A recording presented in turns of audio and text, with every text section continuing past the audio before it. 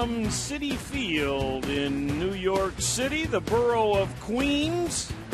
New ballpark that has fared very well in terms of fan appreciation, and they've been excited this year because their Mets, for the first time in a while, making a run towards a postseason spot.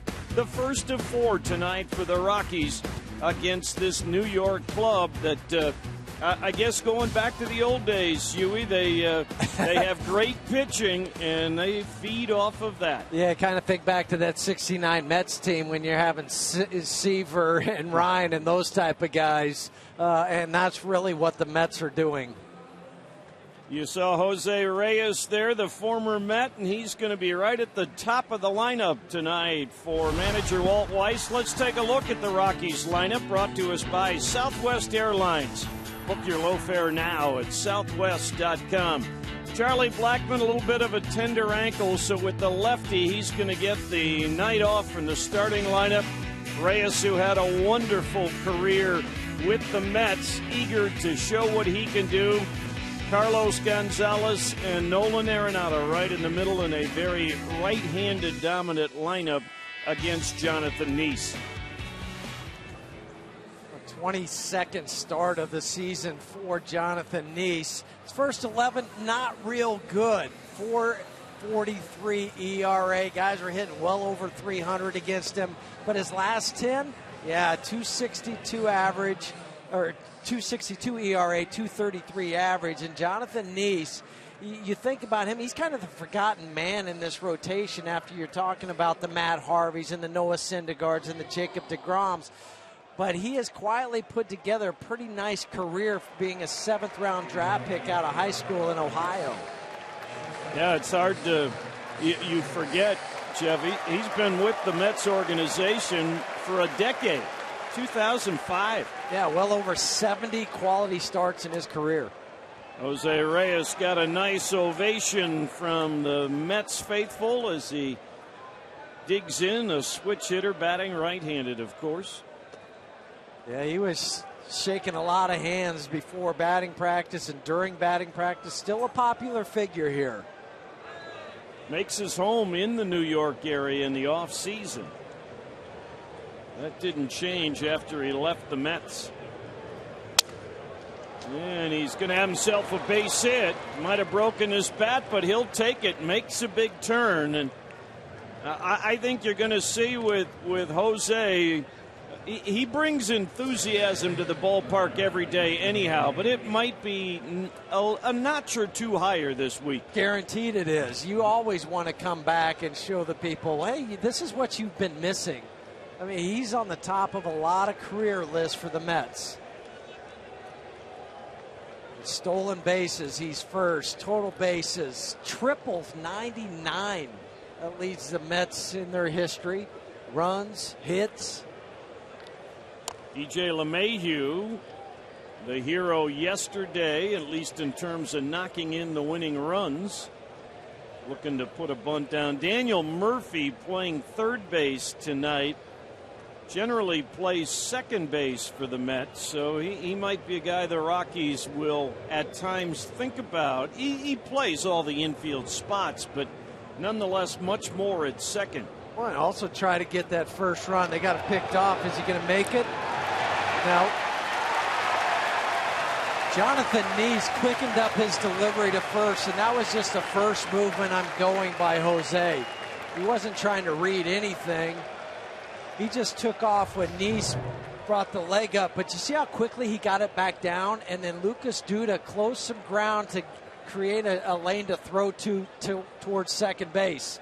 He gets rid of it, gives it right to Tejada, the shortstop, and they get the diving Jose Reyes. Well, that obviously changes the scenario now for DJ.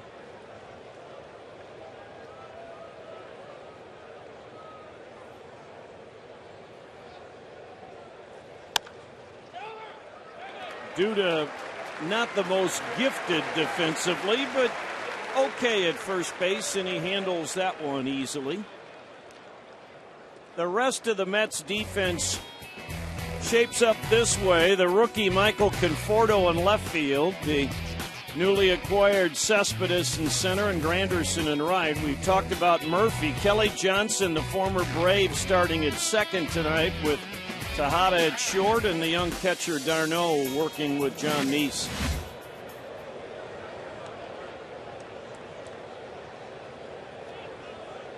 Cargo now. And he's going to roll it right to Kelly Johnson. So after the leadoff hit, Jonathan Neese with the pickoff changed the inning. John Gray heads to the hill.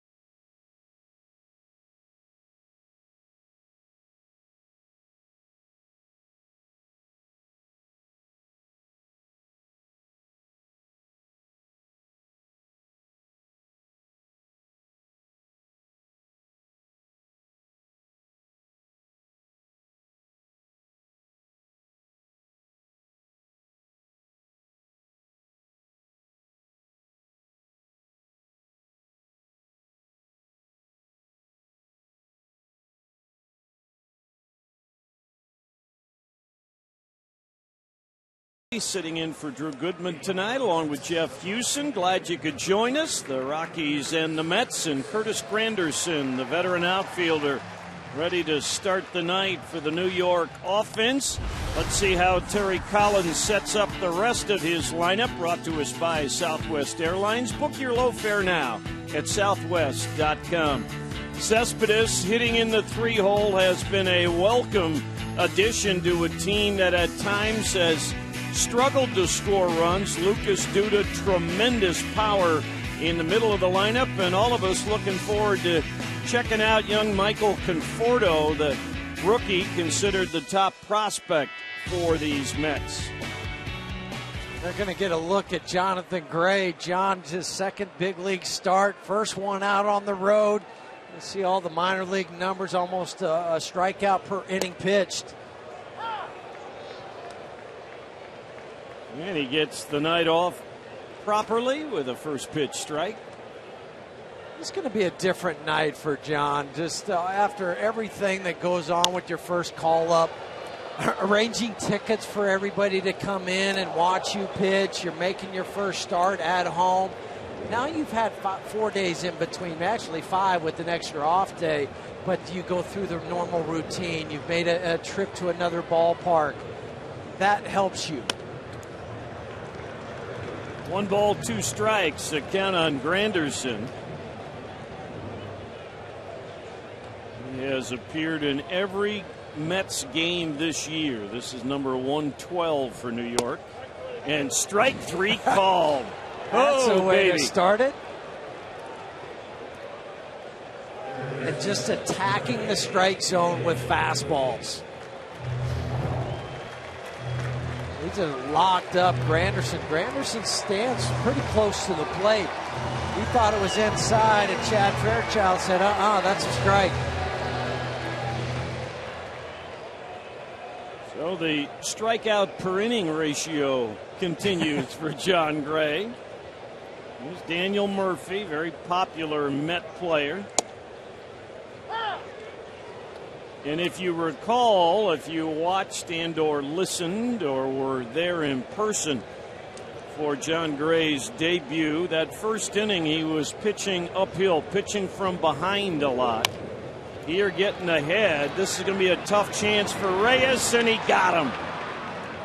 Good play by Jose. He was deep, but charging in got Murphy. Not a hard hit ball, but it was a tough one. And a really nice start for John tonight. Rest of the Rockies defense, as we said, very right-hand oriented. The lineup tonight, Barnes and Stubbs getting starts, and Kyle Parker is over at first base. DJ Nolan and Jose in their familiar spots. Likewise for Nick Hundley behind the plate. Kind of the opposite of what the Mets are doing tonight. They've stacked their whole lineup with left-handed bats except for Cespedes and d'Arnaud, the catcher. Kyle getting a start at first base. Here's Cespedes.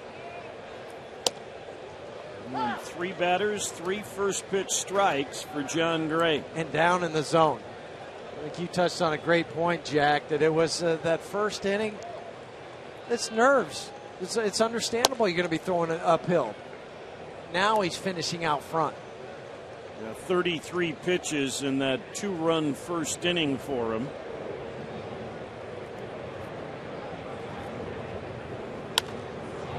And he's going to have himself a 1-2-3 inning in his New York debut.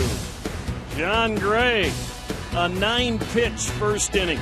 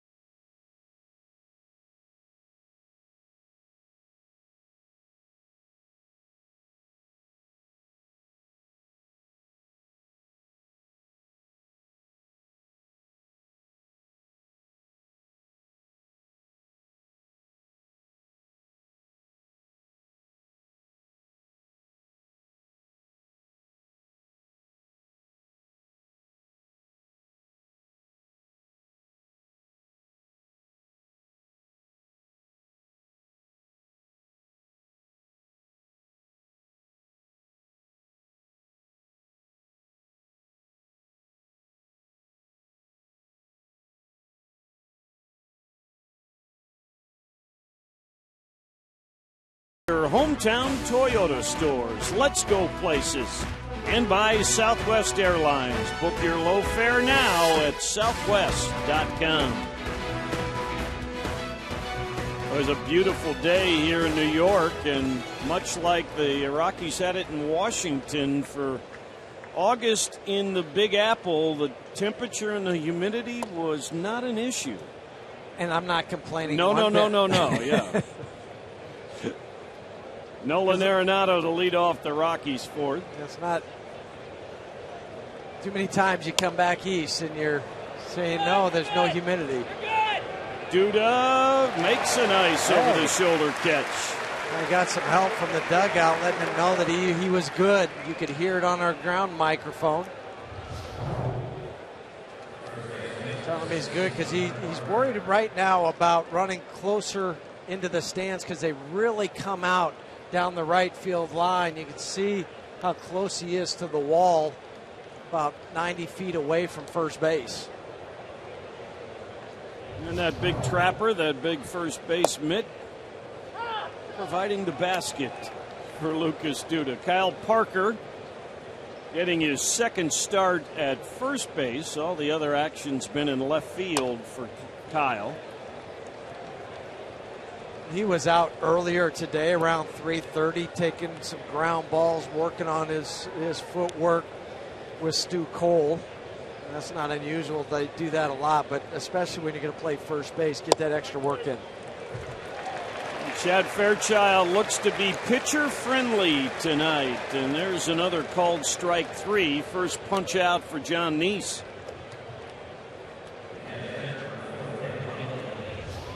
Neese has been starting to turn the ball over more than he had in the past.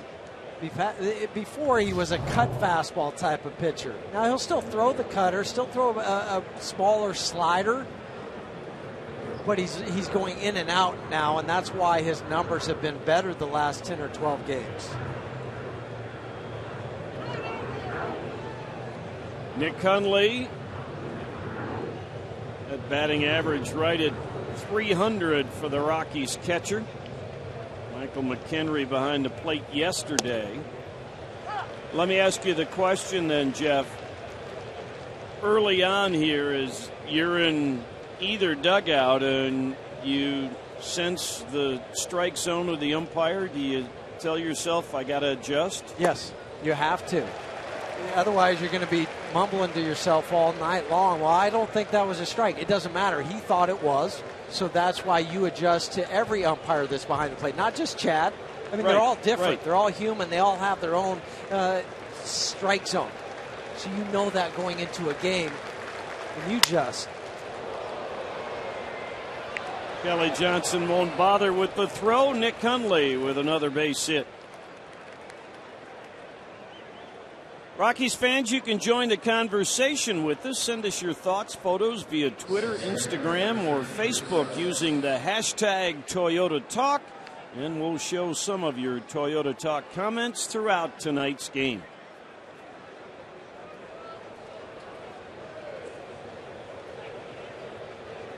Rockies are without their hitting coach. As Drew Stubbs digs in, we send our thoughts and prayers and condolences to Blake Doyle and his wife Jean on the passing of Jean Ann's mother over the weekend. So Vinny Castilla has joined the ball club here to help the coaching staff while Blake's gone. Yeah, and I echo your sentiments to Blake and the family. Never an easy thing. He'll be back sometime, maybe here in New York, if not when the Rockies get back to Colorado. But in the meantime, you got Vinny helping out. Always a pleasure to have Vinny around. Oh, yeah. You see Pedro Estasio alongside. Petey's been on the trip. This will be playable for Granderson or Johnson. It's Granderson. Rockies get another hit, but Jonathan Neese gets another 0 on the scoreboard. No score early here in New York.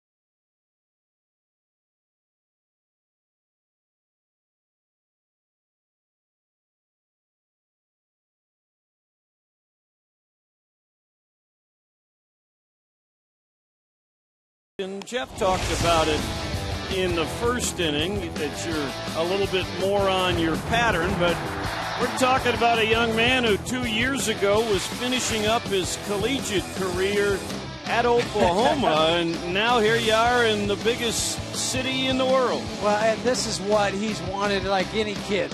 Yeah, I want to pitch in the big leagues, but there's a process to get there. And Jonathan, as you mentioned, started at Oklahoma and then worked his way up to Modesto, Tulsa, and then started the year in Albuquerque. First month and a half or so down in Albuquerque, just still finding his way. Well, he was good. He was probably even a little better than expected in spring training. And perhaps as he pours 2 quick strikes in there against Lucas Duda, perhaps in the back of his mind thought, well, hey, maybe I got a shot to come out, make the club out of camp. And I hope he did, because everybody that goes to camp should be feeling that way. Wow. He is just pounding under the hands of the left-handed batters with that comeback, that two-seamer. Nice action again. And both of the strikeouts to the left-hander have been the same type of pitch. That hip side fastball, you get to raise up, see how the hands go up, and your body starts to jackknife out of the way of the pitch, and you catch the inside corner. It's another lefty now, and Kelly Johnson. More sound than distance through Stubbs for the second out. That two-seamer against left-handers, when I worked with the Indians, El Presidente, the great pitcher Dennis Martinez, thought that was such an important pitch. He called it his comeback pitch. And it should be, because left-handers have a tendency to look out over the plate. They have a tendency to dive. So especially with the young pitcher, you're thinking, well, he's not going to come inside because he's afraid I'll be able to jack it out. But if you do pound a guy inside, it surprises a left-handed hitter. He didn't surprise Travis d'Arnaud, and the Mets are on the board.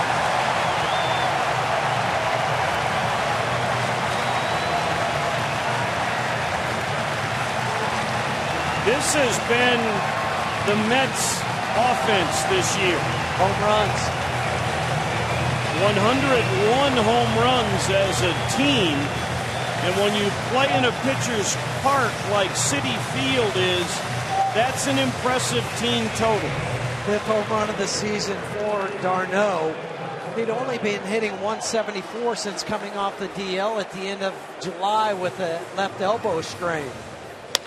Make no mistake, he jumped on that fastball.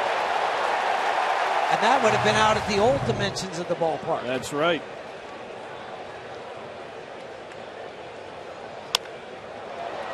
And Conforto will put it into the glove of Drew Stubbs to end the second.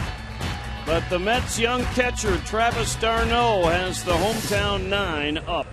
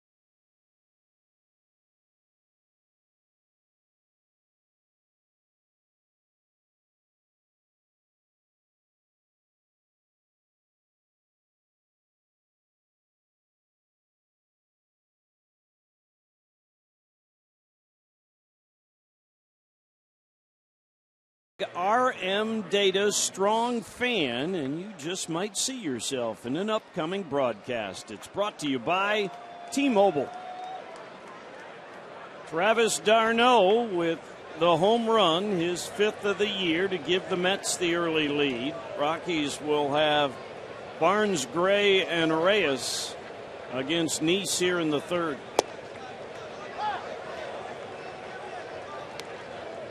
Both pitchers are just lighting up the strike zone. Brandon Barnes there asking Chad Fairchild about that strike.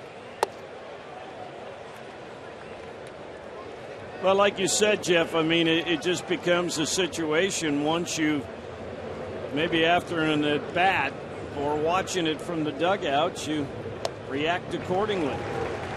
You do, but you also have to maybe slow down the pitcher. If he's throwing like Jonathan Nice is, you step in the box and then maybe step out for a second. Now, with the speed-up rules, it makes it more difficult than it used to be. You used to be able to play those games.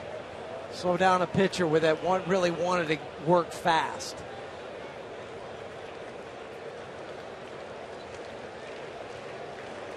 Two. That's the first 3-ball count from either pitcher.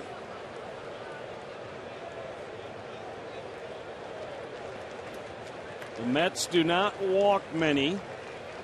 They didn't have a walk in their last start. And that's the 18th time this year they have not walked a batter. Got all those good Washington pitchers. They walk the fewest in the National League, and the Mets aren't too far behind. 2 guys the Rockies will face this week. And strike 3 called, and you could see Brandon Barnes. He felt that pitch was low. That did catch the forward strike zone. I want to host a party on the rooftop? You can do it. Ask about the Tuaca Terrace Deck pregame picnic area, Tuaca Terrace Loft, or Shane Cobana party areas. Call today up on the rooftop. John Gray in the game last week batted once and grounded out.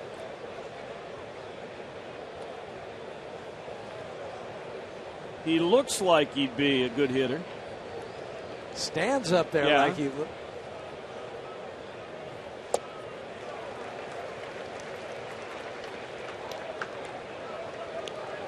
But every pitcher thinks they can hit.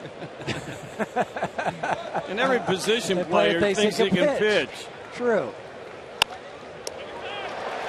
Nice will take care of his counterpart.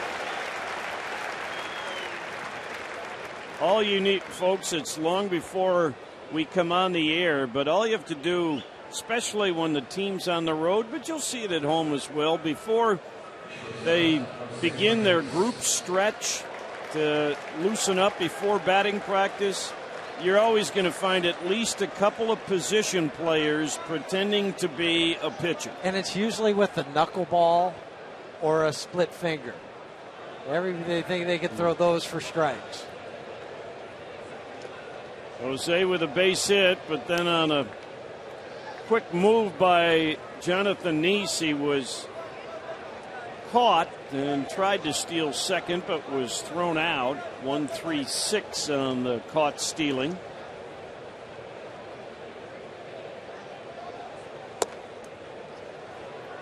Better than a 300 career batting average in his games here at Citi Field when he played for the Mets.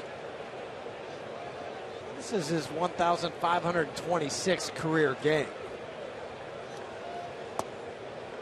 2-1 the count. And over 1,300 leading off a ball game. And Chad Fairchild's calling that low strike for sure tonight. 2-2. Maybe he has dinner reservations in the village. I do know one thing. There was a couple of studies that have been done. The strike zone is dropping lower. Not shrinking, just dropping lower. Easy chance for Cespedes. And John Neese gets his first 1-2-3 inning. Mets have the lead on the d'Arnaud homer here in the third.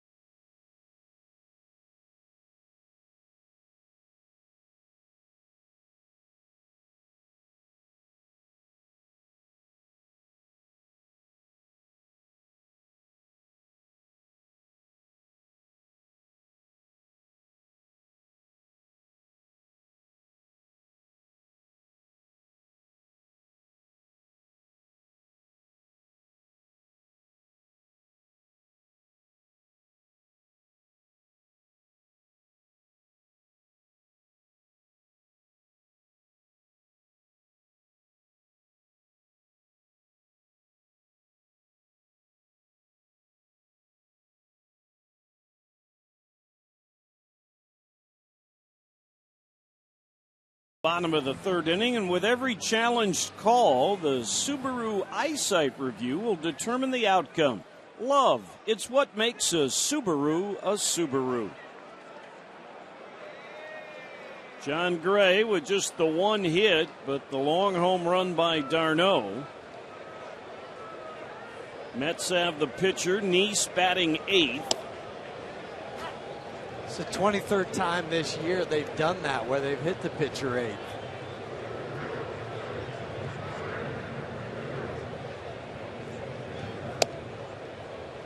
And as I said, the strike zone's not getting smaller. It's just got a lower end to it as well. The high strike there. Right on the top, but in the Ford strike zone. And there's strikeout number 3 for John Gray. Made quick work of his counterpart. That's what you like to do of the pitcher. Don't let him up there battle you for 7 or 8 pitches. And he gave up an RBI hit to a pitcher in his start back at Coors Field. Ruben Tejada. He's been swinging a solid bat of late. Tejada and Wilmer Flores share that shortstop spot for manager Terry Collins. Tejada the better defender.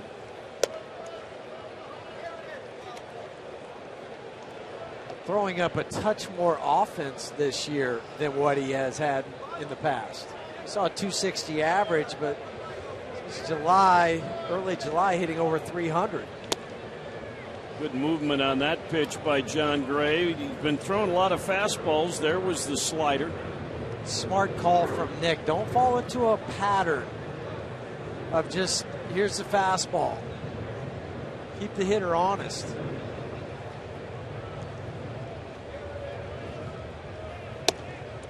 Especially with the young pitcher. So he can just look down to the catcher, and whatever he puts down, he trusts that that's what I've got to throw. Yeah, just let him focus on the target. But this is his first 3-ball count of the night.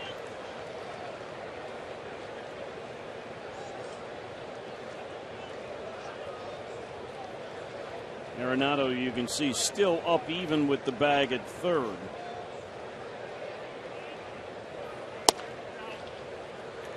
And ball 4. There's the first walk of the night.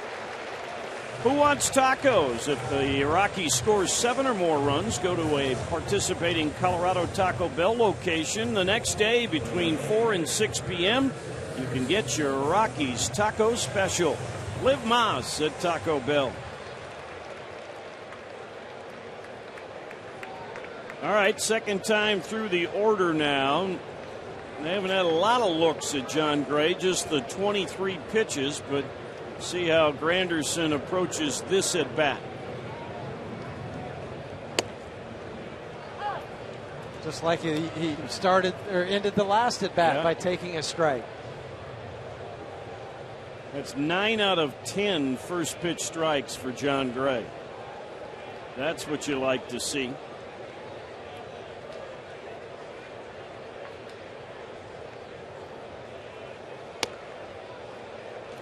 And the count evens. The Mets do not run a lot. Tejada has a couple of stolen bases, but they've stolen only 40 on the year.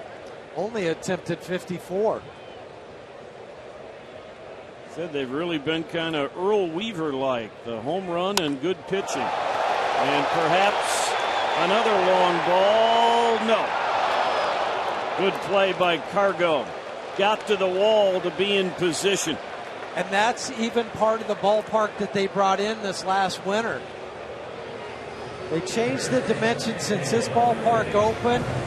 Then they changed them again because they felt like they were getting robbed of some home run. I didn't think this was going to be a home run. It just didn't sound like a home run off the bat. 370 in the right center field or right field, and then 380 in the right center field gap. They've changed some of the dimensions. You know, the 380 and the 370 in right center is more like what it used to be over at the old ballpark.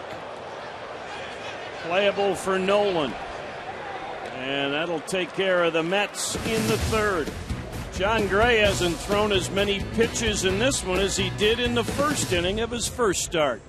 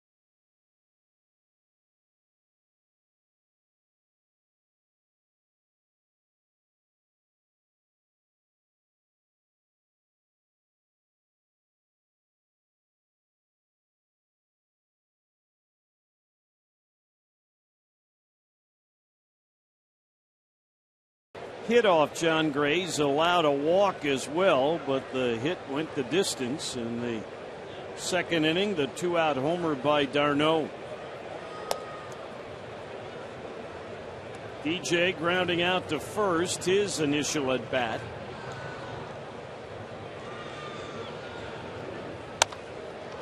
And Mr. Opposite Field just adds another to his total. Time now for the big hit presented by Mako. Turn the car you drive into the car you love. And how about turning around a baseball in a hurry on Friday night? Well, and kind of turning around a road trip for the start of a road trip. Late in the game off of Drew Storen.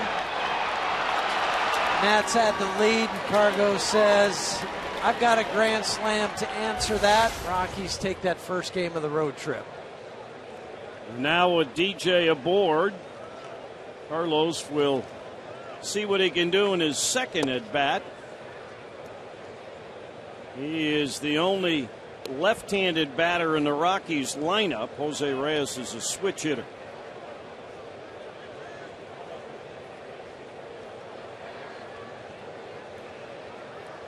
Hitting almost 400 over the last 3 weeks. 2-0. He's well on his way to Player of the Month for August after winning it in July. I mean, 4 multi-hit, multi-homer games in a 2-week stretch.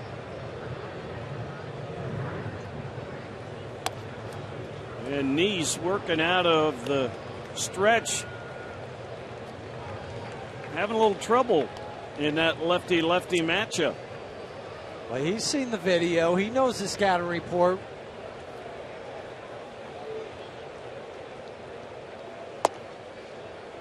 And that one did catch the Chad Fairchild strike zone.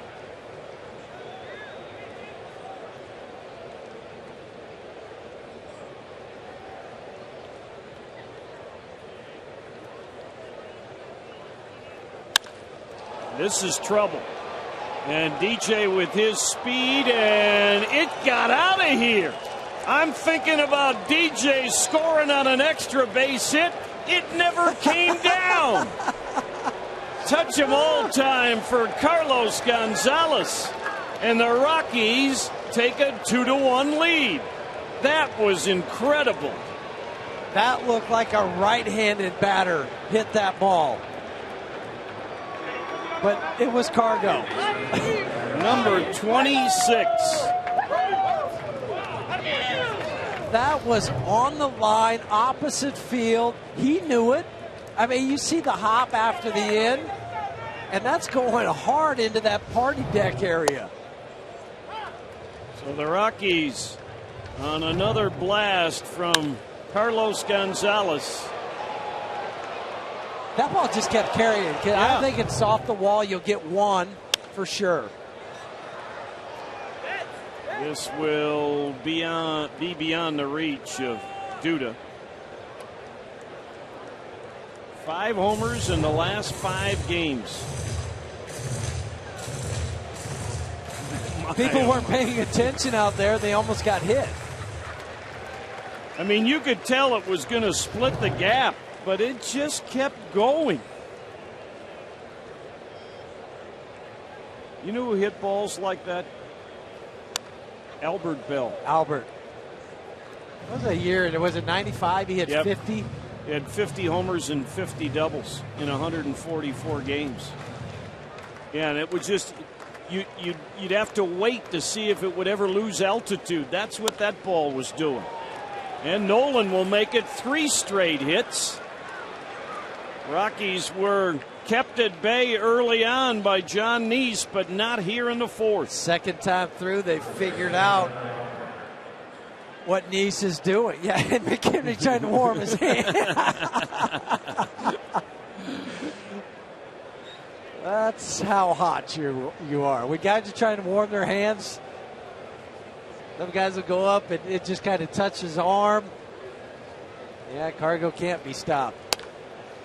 And one of the things I think the folks need to hear from you, Jeff, that you and I talked about it in the dugout before batting practice.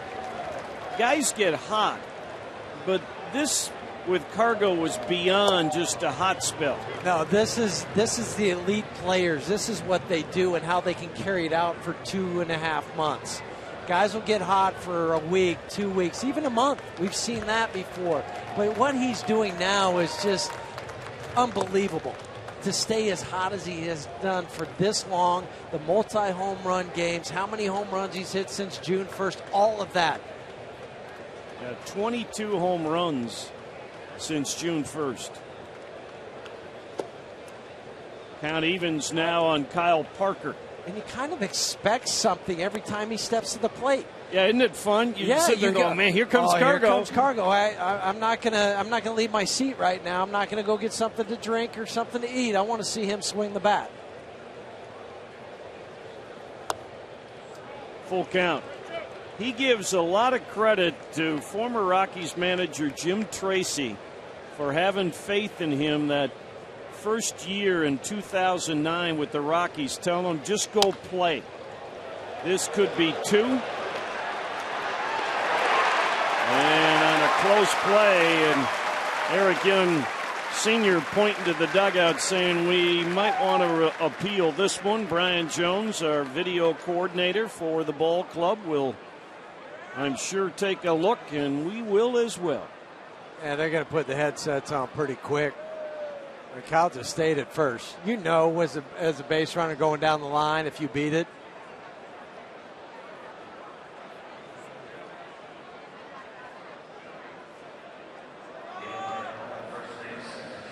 So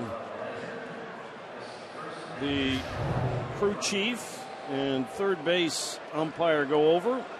You be one of those umpires. Oh, yeah, he's safe. Well, it'll be a time for a Subaru review right now. Whether you're on the road or at the game, everybody could use a second set of eyes. Well, they don't have to call long distance to get this That's call right, because yeah. it's right here in New York. It's just a local call. It is going to be a quick one. He is safe, just like we suspected. The 4-6 eliminates Arenado for the first out.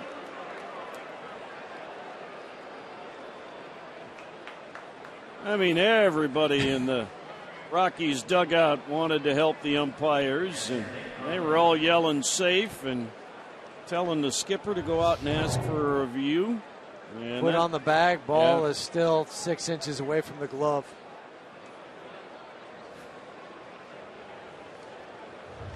Nick Hundley has one of the Rockies' 5 hits. He's singled with 2 outs in the second inning. And he must be just a Broadway kind of guy. He's had great career numbers. Doug Marino, our stat man extraordinaire, 338 lifetime against New York. Just likes the big lights in the big city. And a great effort by Tejada, but Parker is safe, and it'll be an infield hit for Nick Hundley. He's 2 for 2. Well, he's going to raise that average even more.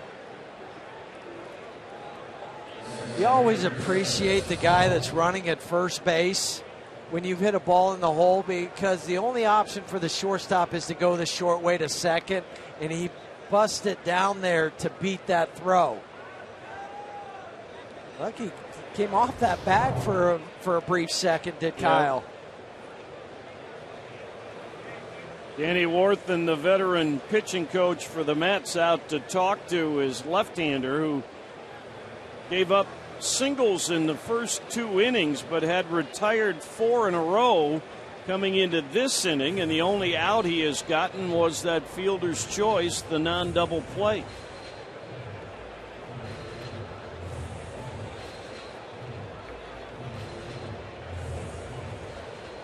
The Mets people tell us they were watching and listening to the end of the Rockies game in Washington yesterday as the Mets were on the bus to go to the airport in Tampa. They were all talking about being grateful. They might not feel the same about the Rockies here in the 4th inning. Nor should they be. Yeah, when you're playing, when a club that's trailing you is playing somebody else, you're rooting for that club, no doubt.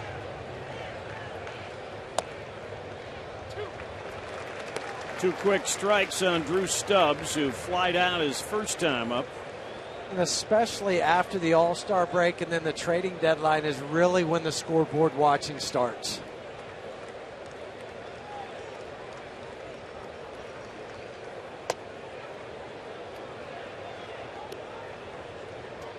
Drew, the numbers much better since his return after the stint in Albuquerque to get his swing straightened out. Really has done a fine job pinch hitting for the club since his return.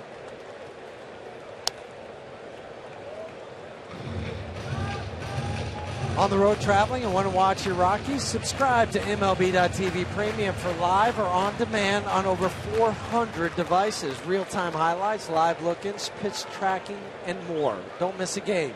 MLB.tv Premium.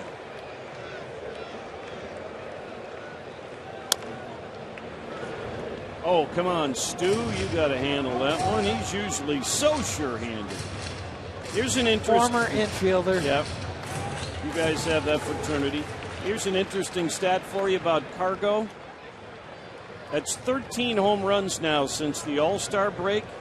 That's 4 more than the Marlins as a team. And as many as the Braves. Okay, I can see the Braves, the Marlins, they don't have Stanton in there. So that helps that. But still, you're talking about 2 teams. Yeah, that 2 he's hit teams. more home runs in.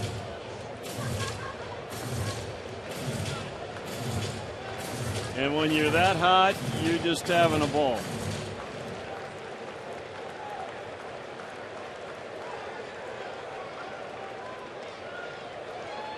Rockies trying to add here in the 4th. And there's that low strike again to get a called 3rd strike. Stubbs is the 2nd out as Nice gets his 3rd. And they've all been called.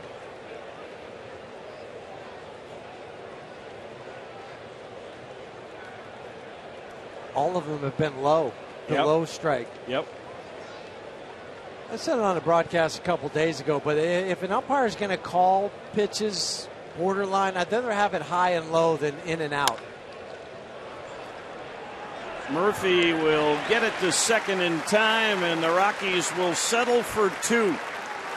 On the opposite field, laser shot from Carlos Gonzalez.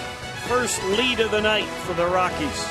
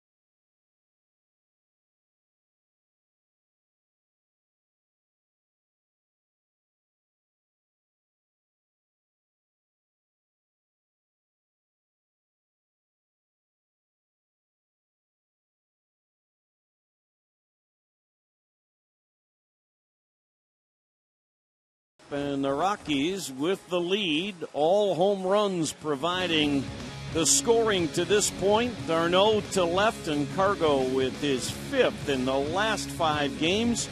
John Gray's been efficient so far. He has thrown 27 pitches in 3 innings after he threw 33 in his first start in the first inning in the big leagues. He'll get the 3, 4, and 5 hitters, beginning with Yoenis Cespedes.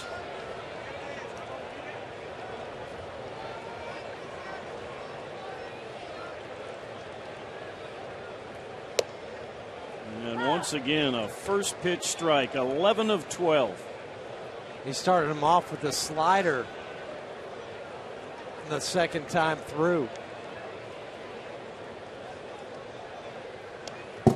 Foul ball. Oh, Cespedes had a pretty funny exchange with Jerry Seinfeld. A Cespedes for the rest of us. That is in reference to the Festivus for the rest of us from the Seinfeld show. And then Jerry Seinfeld is a huge Met fan, so they went back and forth. And Jerry even asked him does he like the Cuban sandwich? Yeah. I mean, that's how much. And of course, what does Cespedes say? Yes. Let's have some lunch sometime. Let's go have a sandwich together. Watch Nolan charge because he knows Cespedes can run, and a good dig by Kyle Parker.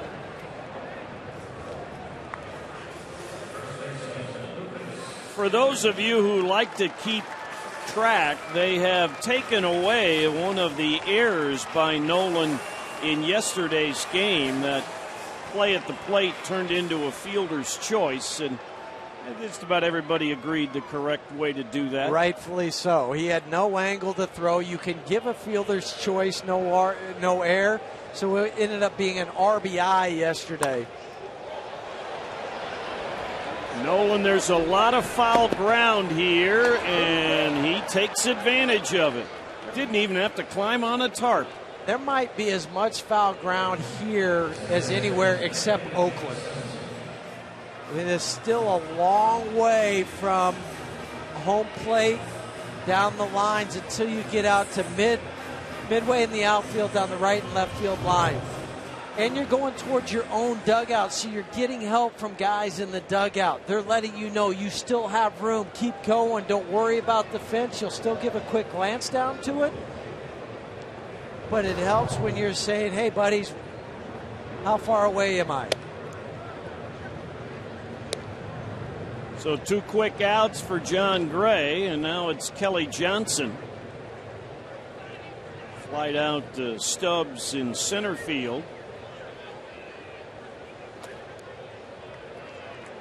First 2-0 count he's had on a hitter tonight.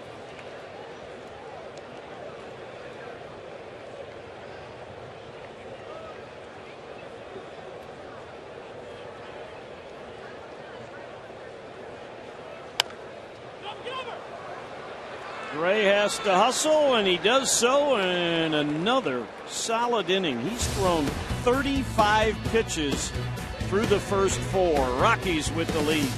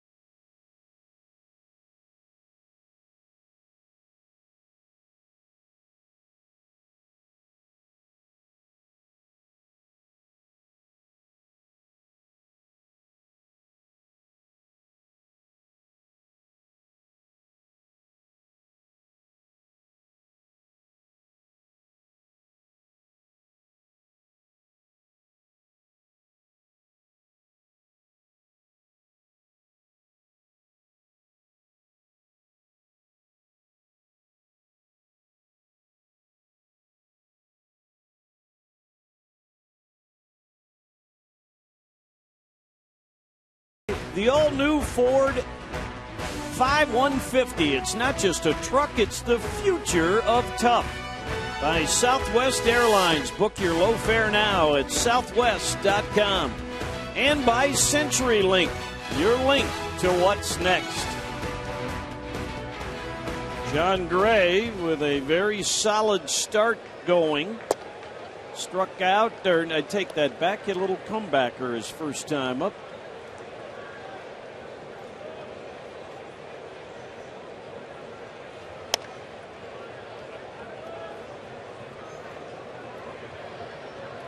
Jeff, I know in your time in the big leagues, you played on some clubs who weren't in the hunt as you get into the final 50-odd games of the season.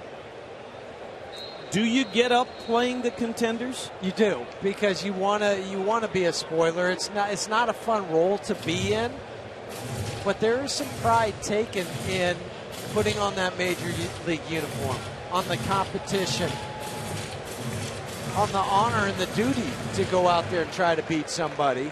But yeah, when you're playing a club that's contending, you want to say, hey, not so fast. You're not going to do it while we're here. And we have seen that from the Rockies over the weekend in Washington, and they hope to continue that here in New York over the next 4 days. Nice gets his 4th strikeout.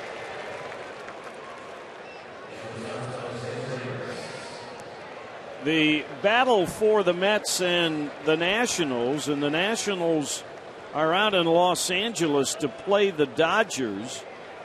New York a game and a half up on Washington at the moment.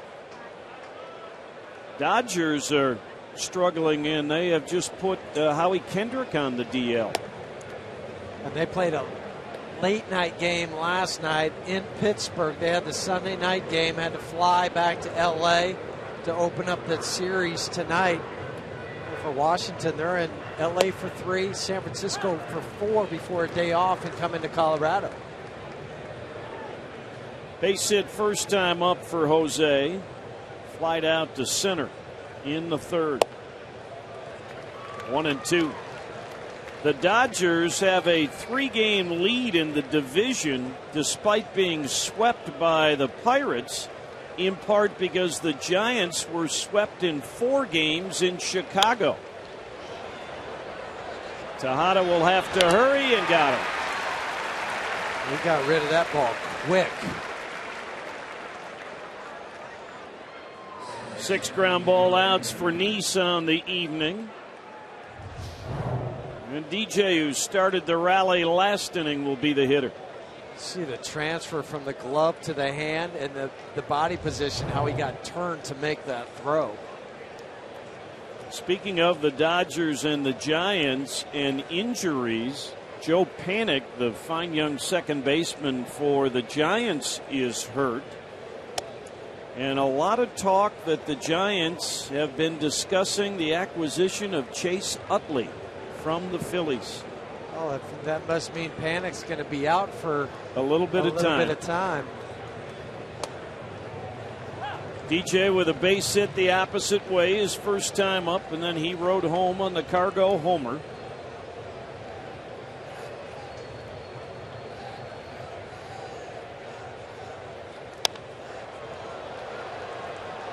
Plenty of room out there on right for Granderson. And that takes care of the Rockies, but halfway through this one, they continue to hold a 1-run lead in the Big Apple.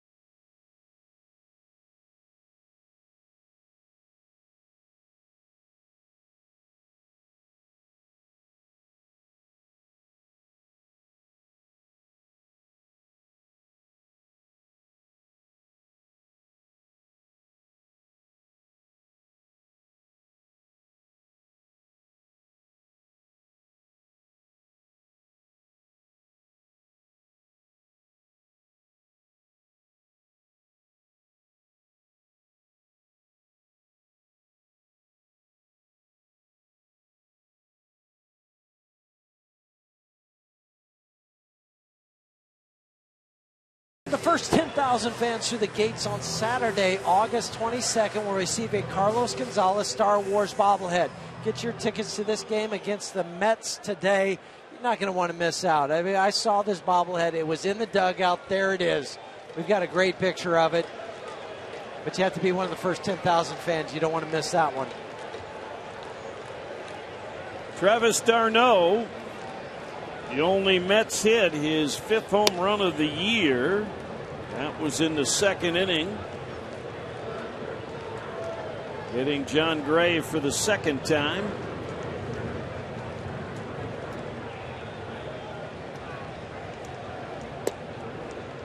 That evens the count. Back in the 2nd inning, d'Arnaud jumped on the first pitch. Was supposed to be a fastball away, tailed inside for his 5th home run this season. Good breaking ball there by John. He gets ahead in the count.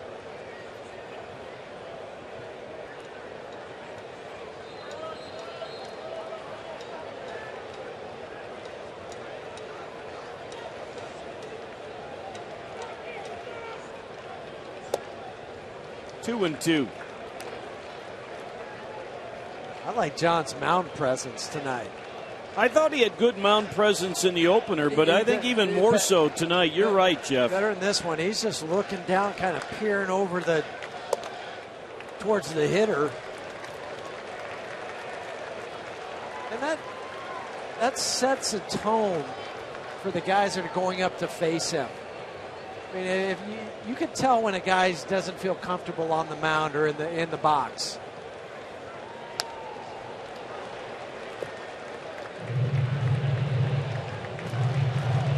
Yeah, the Mets are hoping that this guy, one, can stay healthy. You see the strap on that left arm. He injured his elbow in a collision with A.J. Przinsky at the plate. They want this guy to be their everyday catcher. Plenty of room. Cargo calls off Drew Stubbs for the first out.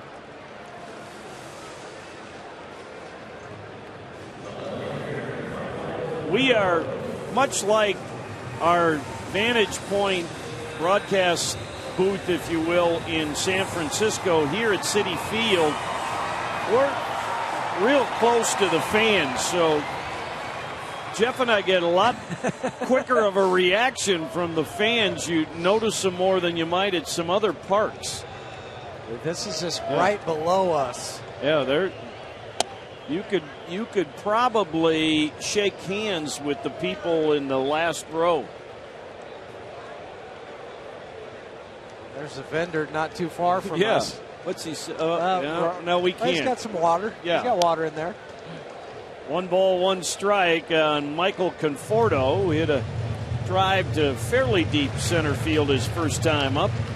There was some discussion today whether Conforto would be sent out with the activation of Michael Kadire. They decided to keep him. They send out Eric Campbell.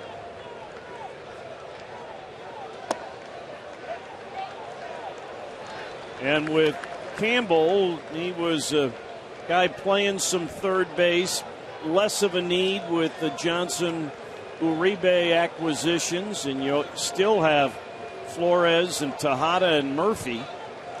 So lots of options. There's Michael.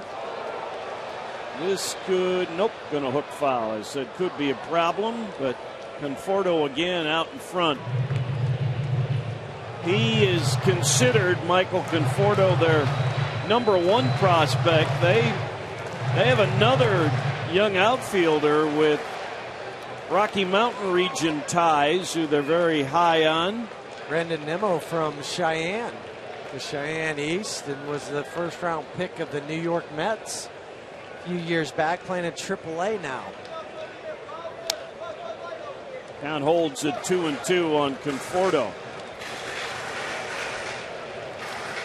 Michael, I had a chance to visit with him for a little bit around the batting cage, and he certainly got a chance to say hi to a lot of his former Rockies teammates. He was a huge presence in the Rockies clubhouse. Oh, good pitch by John Gray.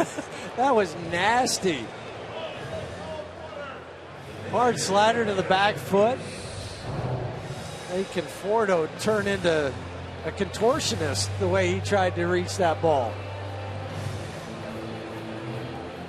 Strikeout number 4 for John. 2 down here in the Mets' 5th. Yeah, I like the look. You're right. It kind of tilts the head down. The shadow of the can't see the bill, eyes. Yeah, the bill of the cap. One of his strikeouts against his counterpart Nice, who's at the plate now.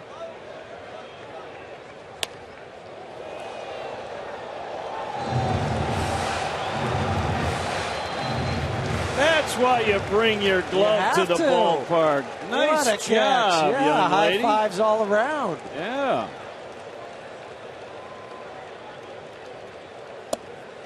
One and two now on John Nice as John Gray. Let's see the catch again. I just like the reaction. Yeah.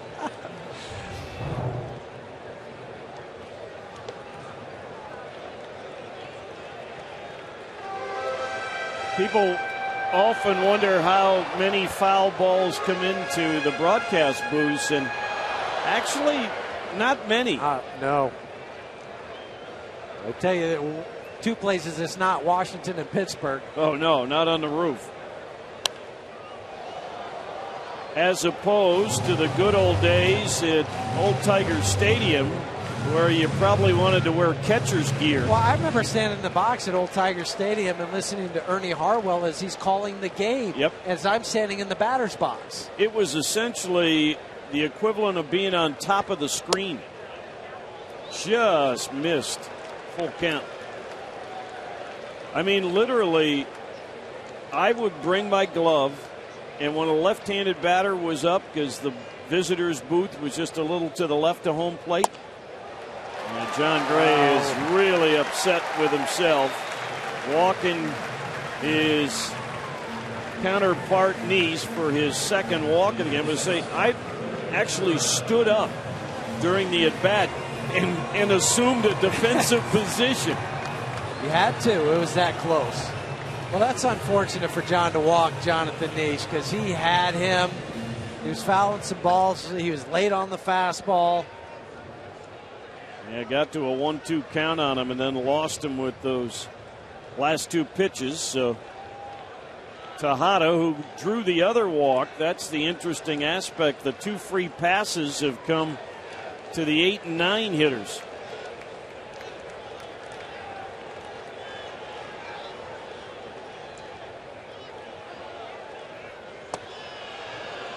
And that had to be the influence of Nick Hundley right there. Ruben Tejada said, I know he's going to throw me a fastball. And he got the breaking ball. Had a beach ball on the warning track. I was wondering what they were pointing to down the line.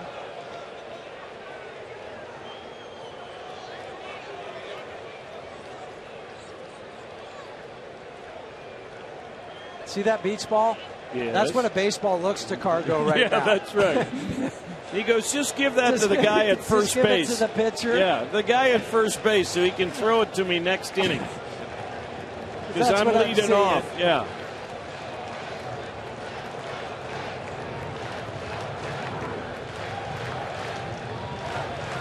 Fans trying to get their team going. But DJ will foil it. Nope. Just couldn't get enough on the throw in terms of accuracy, and the inning stays alive. It looked like he slipped as he straightened. We've seen DJ go to his left, slide, and come up. But where he was positioned, it wasn't as normal as it is when you have a left-handed hitter. Because he's further away, you have to try to get more on the throw. So when you do that, you'll yank it off to the side. You'll try to create more, and that left shoulder will pull that first baseman off the bag. The other thing that happened, too, is once it doesn't stick into the ground or into your glove and it lays on the ground, then you pick it up barehanded. They charged LeMahieu with an error. That's a tough error. That's got to be changed. When a guy dives and makes a play, I'm not just saying because it's DJ. I'm saying any second baseman. Some second basemen wouldn't even have gotten to that ball.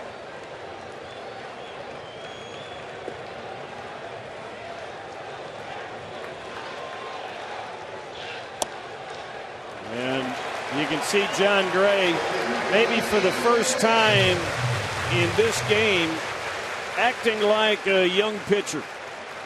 Now walked John Neese. Gave up the air base hit slash, however you want to call it. Falling behind. Be careful with Granderson. Yeah, he's been hot of late.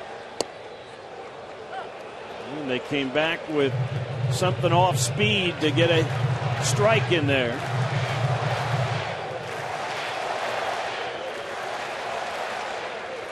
New York crowd making as much noise as they have since the second inning homer by d'Arnaud.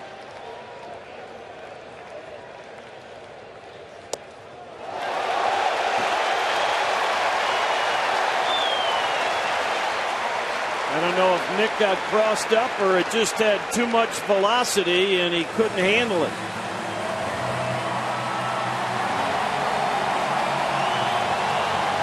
I think it had cut on the baseball. See, he was set up away and he missed location by 1.5 feet. Yeah, he was looking for something extra there. We would guess a wild pitch, and that's what the official scorer ruled, but now 2 men in scoring position. But this is going to get him out of the inning. Nolan Arenado has it. Rockies and John Gray with the lead after 5.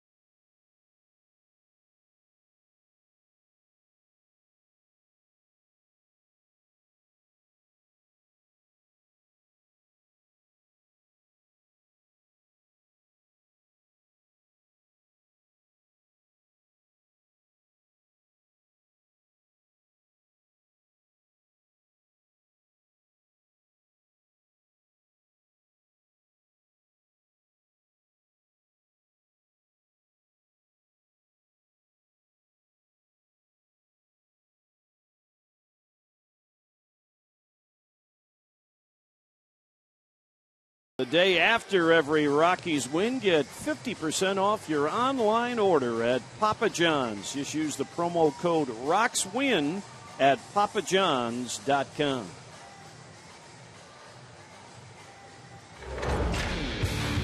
Carlos Gonzalez providing the Rockies offense like he has done so much over the last 2.5 months. Just hit that ball so hard to left center field. Provide another one-run lead for Colorado. So many times lately, especially, but throughout his career, he's been clutch when the game is close. We forget because it shows you how serious the injuries were and how much they sapped his ability. You know, we had almost forgot. I mean, this is a guy who won a batting title, who was considered one of the top 5 or 10 outfielders in the game. And then he gets off to the slow start. You think, whoa, is this because of the knee? He says he's healthy. What's going on? But for me, he had fallen into some bad habits. Hitting-wise, he was coming off that back leg so quickly that he wasn't able to stay back or hit an off-speed pitch. And it just took him some time to figure it out and to change those habits. We talk so much, Jeff, about, giving a pitcher who's had Tommy John or rotator cuff surgery, 9 months, 12 months, 18 months, and maybe we all got caught. I've had all of those surgeries. Yeah, but all of us included got caught up in expecting him to be right away. He's healthy now, so he's cargo again. So he should be normal. What's happening? But it doesn't matter how many years you played.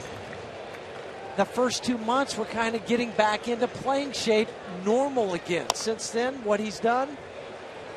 As good as anybody in baseball, and Kelly Johnson able to get him by a step. And you could see that just running down the line, how close he made that play. But since June 1st, he's first in the National League in home runs, RBIs, fourth in average, first in slugging. With 22 home runs, 51 RBIs. You're going to look up at the end of the year and you say, well, he had a good year. And you forget about when he was hitting 150. Yeah, he had a good year and did it in 4 months. Yeah. Murphy didn't seem quite certain, but stayed with it and gets Nolan Arenado. John Neese is getting ground ball outs, that's for sure. 8 of them in the ball game.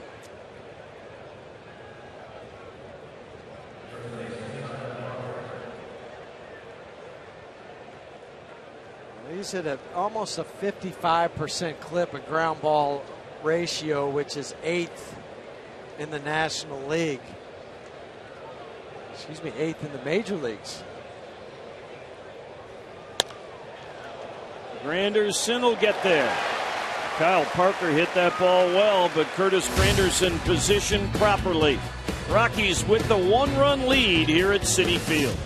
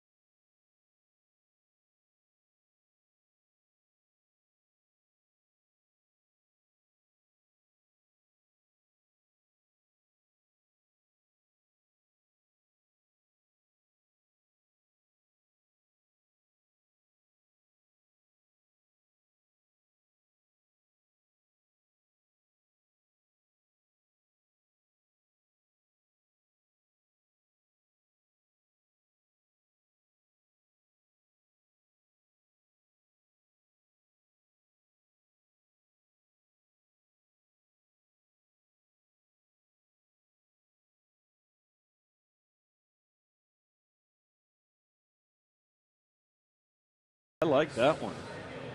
Rockies do such a great job with the fireworks presentations, and there's one coming up in September, and that is really nicely done. And speaking of nicely done, through the first 5, very well done by John Gray, and with the pitch count only at 62, the opportunity for John to get a little deeper. We talked about them maintaining his innings, Jeff, but a lot of it's predicated on how many pitches within those innings. Exactly, and only it was just the last inning when he threw 27. Prior to that, you're talking 9 pitches, 6, 12, 8. 3 innings under 10 double digits. Daniel Murphy will be the first man to face him here in the 6th.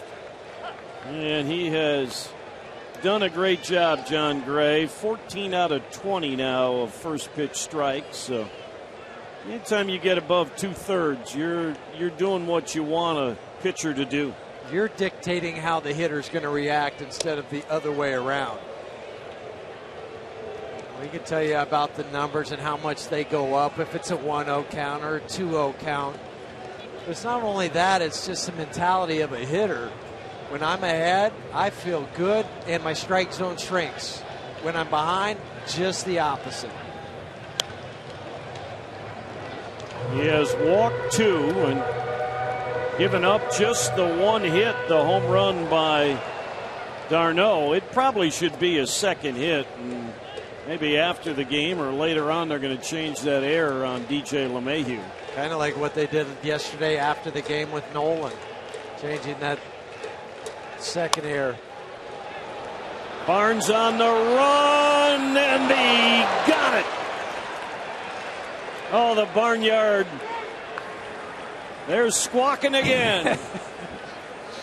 He acted like Superman on this, not just the barnyard. And it's slicing away from the left fielder, Brandon, because it's a left-handed batter. So he waits, keeps his eye on the prize, looks it into the glove. Yeah, look at that focus. Great camera work, guys. And the hard thing, too, is once you hit the ground is to lock the wrist hard so the ball doesn't pop out.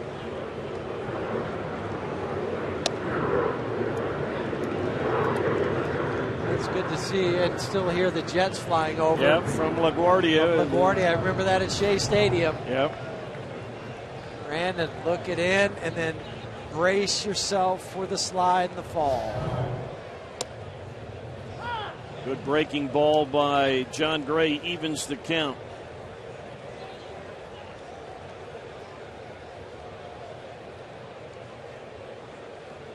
He is a free agent after the season, but the Mets, in making the deal, seem confident that they can sign Cespedes to a deal and make him one of the centerpieces. The interesting aspect, his acquisition took perhaps the best defensive center fielder in the game, Juan Lagares, and made him a bench player.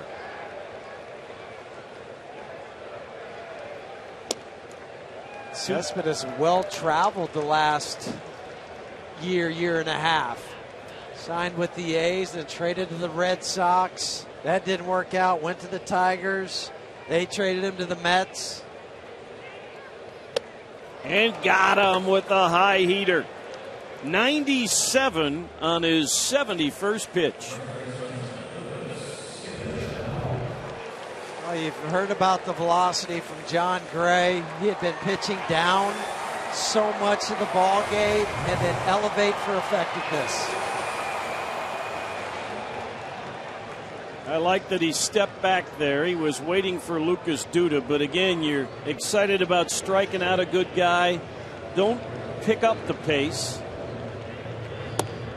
Keep that heart rate slow, especially with the dangerous Duda and his home run capabilities. 18 of his 21 home runs have come at Citi Field.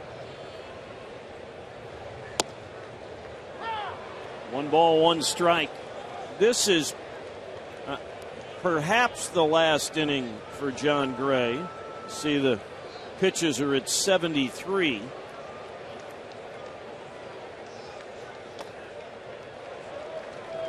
And it looks like the Rockies do have some activity. Yep, Christian Friedrich and Scott Oberg. John's due up 4th next inning.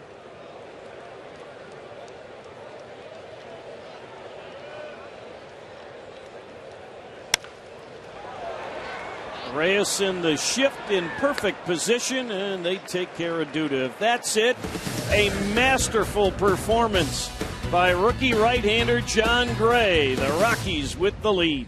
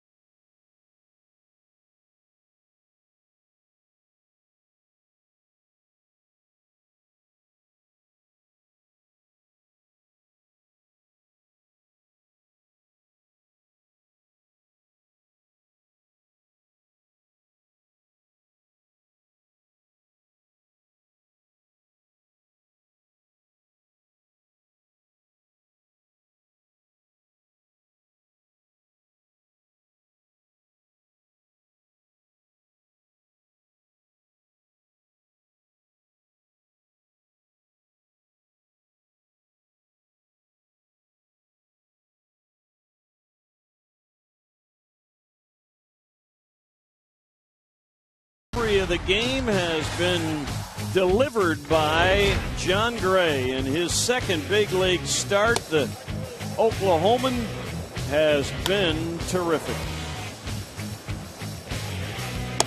Just the one hit, the home run, a couple of walks, through 75 pitches and through 14 first pitch strikes to 22 batters. What a second start of his young career out on the road. I mean, this is why there's been so much hype built up around John. We saw a glimpse of it tonight and what he can do. And everybody will be excited to see him pitch this weekend at Coors Field in all likelihood against the Padres. Nick Hundley, who has two of the Rockies' 6 hits, leading off the Rockies' 7th. John was just wonderful tonight in all facets. Jeff pointed it out right at the beginning of the game, the demeanor. It means so much in the game of baseball, and the way guys perceive you, how you act. Do you have that strut? Because you have to be cocky to play this game. I mean, because the game will beat you down, and you have to have self-confidence. I'm not cocky outwardly, but confidence in yourself that you can play. Count evens on Nick Hundley. Pitcher spot due to bat 4th, and that would create an ideal opportunity to make the move for John Gray. It looks like Scott Oberg is the guy throwing in the Rockies bullpen. We'll check that in a moment.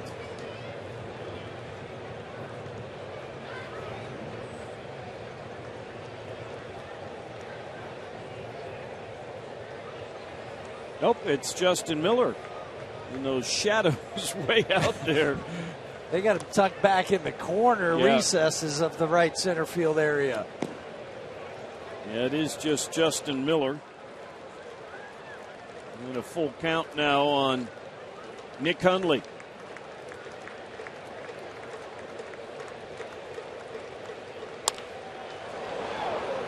And reaching up to make the play is Conforto. Nick hit it well. Conforto able to make the adjustment and grab it.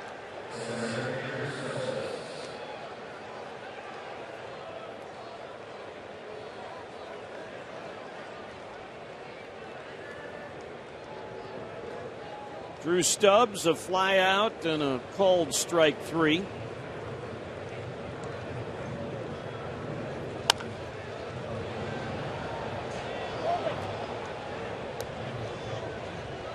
This is nothing new for the Mets. I mean, granted, we're only in the 7th inning, but this tight score, if it stays in this one-run scenario, it'd be the 40th game this year.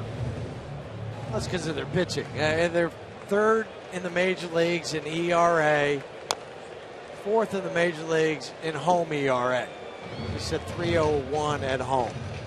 So when you have that low of an ERA, you have an offense that relies on the home run, you're going to play in a lot of one-run games. Terry Collins, a longtime veteran manager. I played for Terry out in Anaheim in '99. Been with the Astros as well. I remember him way back managing in Buffalo in AAA in the late '80s for the Buffalo Bison. And John Neese gets his 5th strikeout. Fans, you can take a behind-the-scene tour of Coors Field. Group and individual tickets are available year-round, Monday through Saturday. Call 303-ROCKIES. Go behind the scenes and take a tour of the great Coors Field. Brandon Barnes looking to start something with 2 outs. Strikeout and a fielder's choice for the Rockies left fielder, but a fine catch last inning. It's like Ben Paulson's come to the on-deck circle.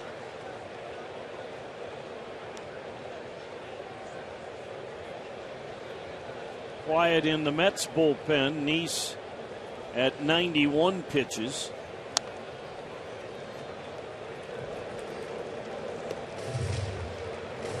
And the Mets have had the terrific starting pitching, and Familia's been solid as their closer. Sometimes getting from the starters to the closer has been a challenge for New York.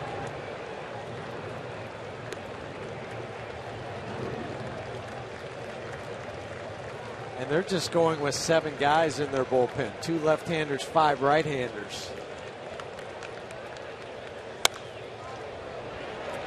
Kelly Johnson takes care of Brandon Barnes on the 9th ground ball out for Jonathan Nice. The Rockies with a 1-run lead.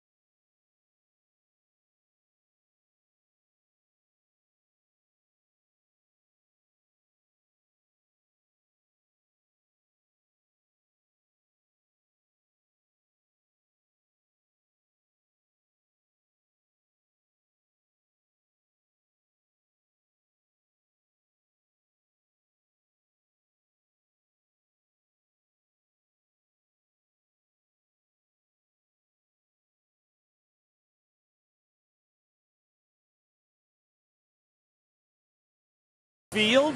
Who wants tacos? Well, fans follow at rootsports_RM on Twitter, and you can receive alerts for the Rockies taco special when the Rockies scores 7 or more runs. A couple of changes for the Rockies with John Gray departing and Justin Miller coming on. 16 strikeouts in 14 in the 3rd inning. That's really good.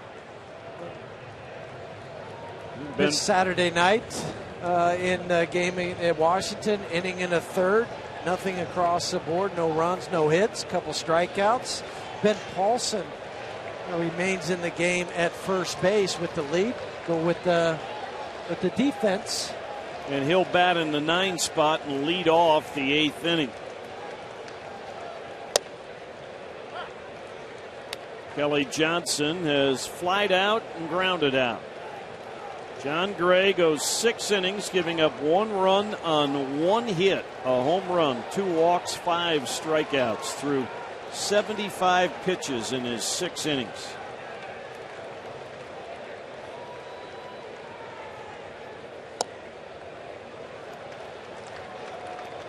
Your impressions of Justin Miller so far, Jeff? I like his arm. He's come out of the bullpen, has been asked to come up a couple different times and then get sent back down, but he's a guy that has big league experience, so this isn't anything new to him, and he's used to working in the 7th and 8th inning.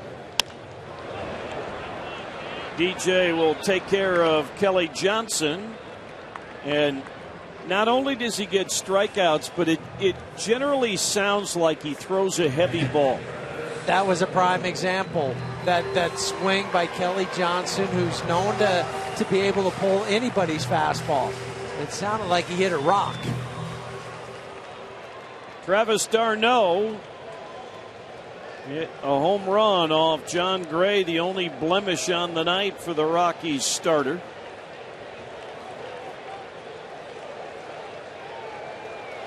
Flied out to Cargo his last time up.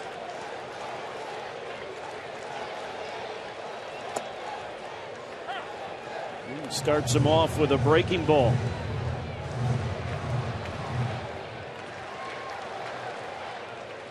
This is a 15th game for Justin. He's only been scored upon in 2 of those games.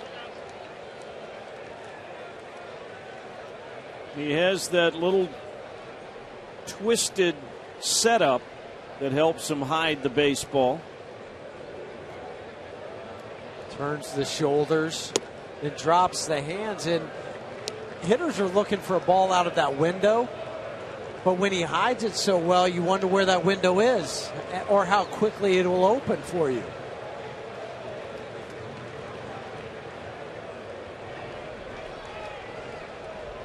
Yeah, he'll turn his shoulders. Now he's hiding the ball even behind him more. So when it comes up, it's so quick and it's on you. Ooh, they thought they had that one just a little bit outside. Yeah, velocity and movement, they're all part of it, but so's deception. How many times have you seen a guy throw 98 but gets rocked because you pick it up right away? Other guys are throwing 90, 92, but everybody seems like they're late swinging it at his pitches. He probably overlapped in your career, and he was from the New York City area. There was a left-handed pitcher, Neil Heaton, that I played covered. with Neil. You played with Neil in Montreal. Neil could have been a surveyor with his fastball. I mean, it was 94, 95, but it had no movement but straight ahead. Very nice man, but that was his trouble. Sure, you can pick it up. d'Arnaud with some good at-bats here tonight. Even last time up when he flied out, he worked the count full against John Gray. Battling here with Justin Miller.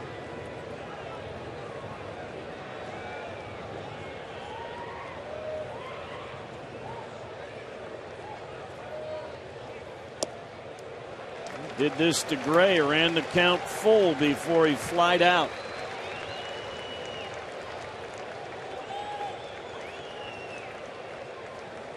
Tyler Clippard, the right-hander, and Eric O'Flaherty, the left-hander,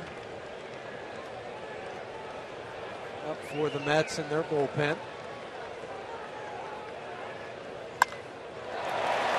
Travis d'Arnaud's been the Mets' offense tonight.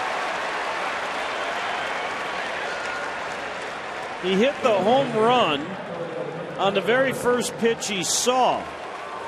Then he had a 7-pitch at bat his second time up, and another 7-pitch at bat to get a base hit here.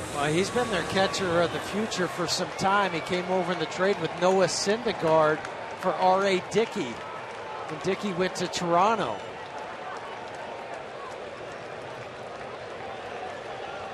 And Fordo fly ball to center, and last time up struck out against John Gray.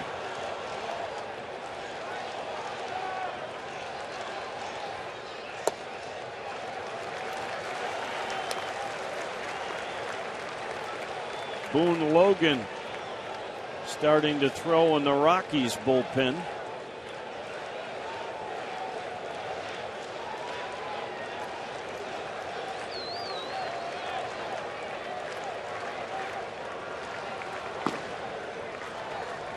Juan Uribe in the on-deck circle, and a pitch goes to the backstop, and it is down to second for d'Arnaud. Second wild pitch tonight. One by John Gray, now one by Justin Miller. Both times it was fastball They were just overamped. And in the same spot where Nick had to reach across his body, it ticked off the end of the glove, or the end of the catcher's mitt. Well, you could just sense a little frustration after the d'Arnaud hit. It looked like Justin Miller overthrew both of the pitches here to Conforto, and the second one cost him by moving the runner up on the wild pitch.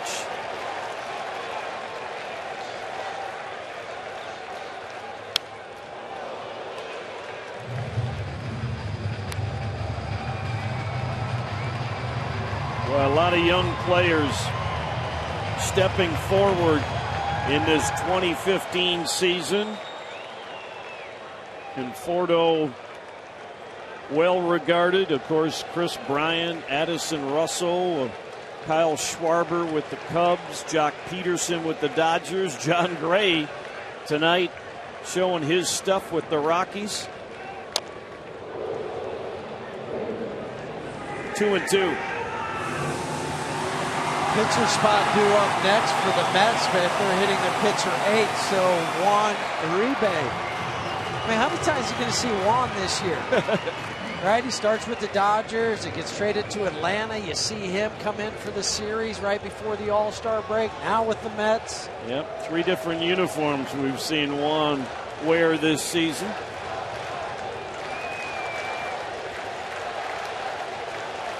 Miller, big pitch here on 2-2. Wow. All of a sudden, Chad Fairchild's strike zone not as big as it was earlier in the game. That was outside, but again, not by a whole lot. Just look the way it's set up. Nick had set up. It gave the appearance that it was on the plate.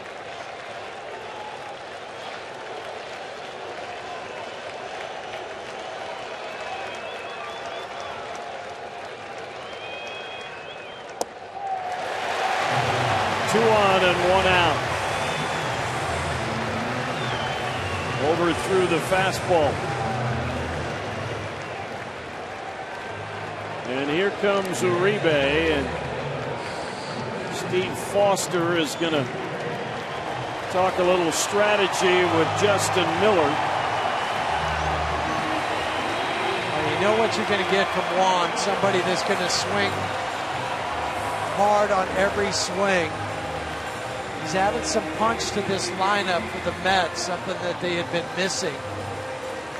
He's 2 for 12 pinch hitting on the season with 5 strikeouts.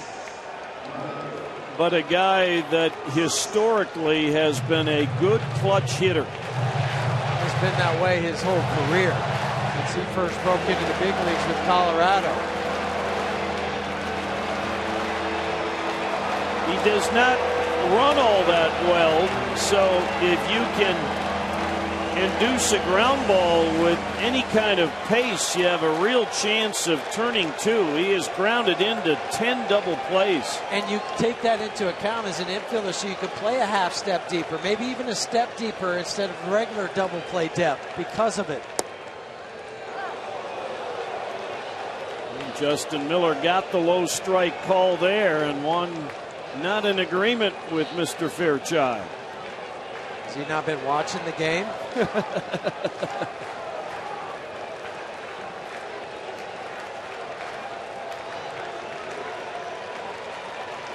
d'Arnaud and Conforto, the base runners, with 1 out. Challenged him up 0-2. 184 with the Mets. That's because he's just 3 for his last 27.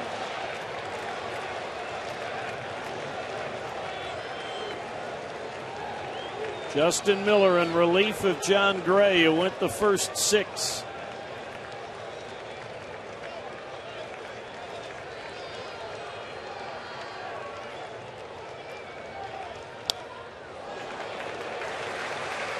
Not enough for that high heater.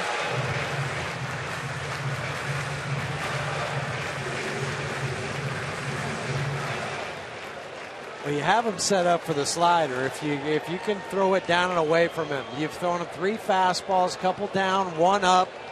He's covered the 1 up, fouled it straight back. When you throw it down and away, you can get a strikeout or a rollover ground ball. Went back to the fastball, 1-2.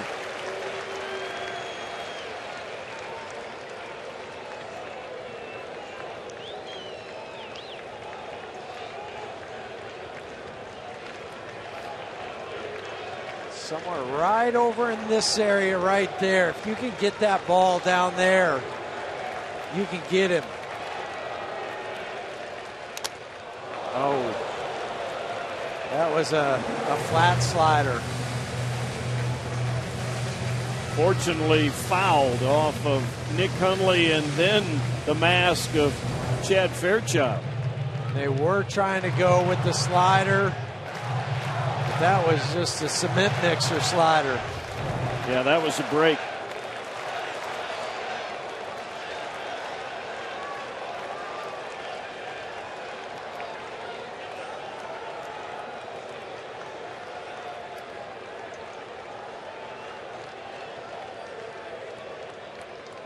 Again with a 1-2. Infield fly rule on this one. 2 down.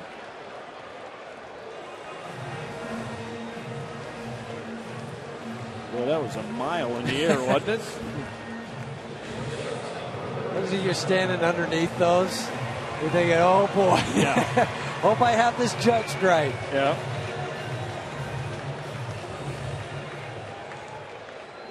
Like those booming punts in football when you're the guy back there. You didn't give me nightmares tonight.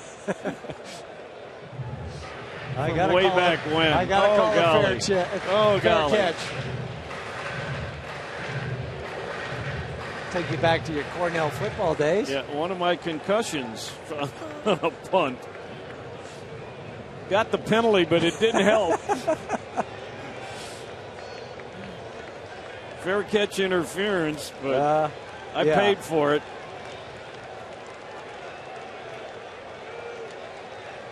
Tejada has walked and reached on the air by LeMahieu.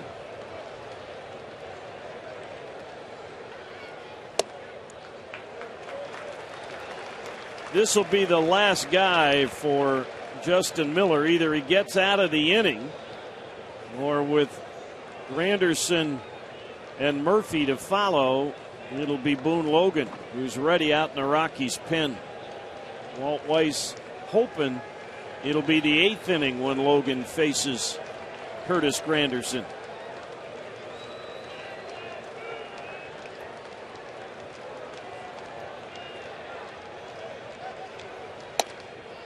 Two and 0.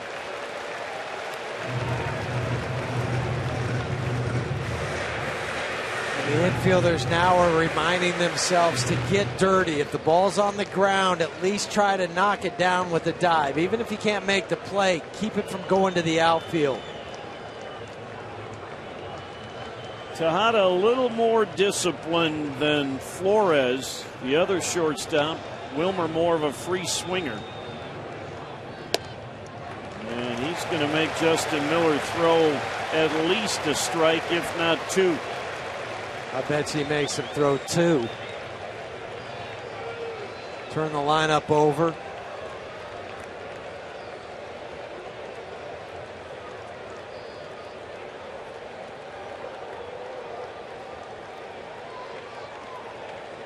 A single and a walk in the midst of this inning.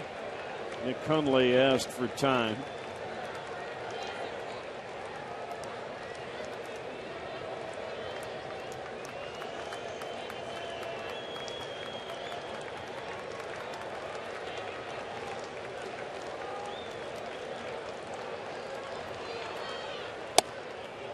And that loads the bases.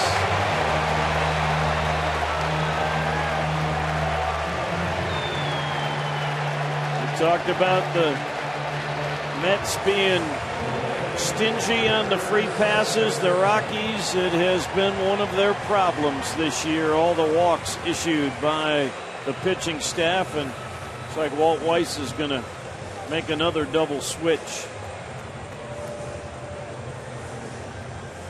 Charlie Blackmon's going to come into the game for Drew Stubbs, and Boone Logan for Justin Miller. And Boone's going to inherit a tough situation, a frustrated Justin Miller. But the Rockies still have the lead. Mets threaten here in the 7th.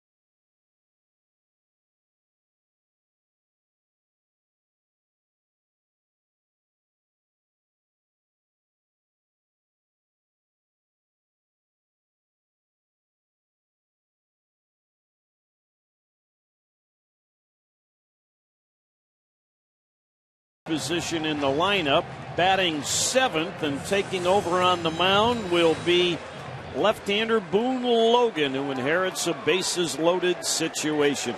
And going up against Curtis Granderson, who is 2 for 10 in his career against Boone. He does have 1 home run. One of the 2 hits has been a home run, but he's also struck out 4 times. And this is why you bring him in, the .214 batting average against left-handers. Pretty sticky situation after the 2 walks. Logan and Granderson, teammates with the Yankees.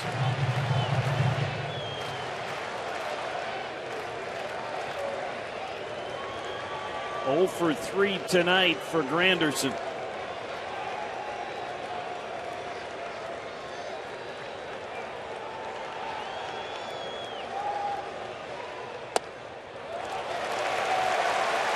One and 0.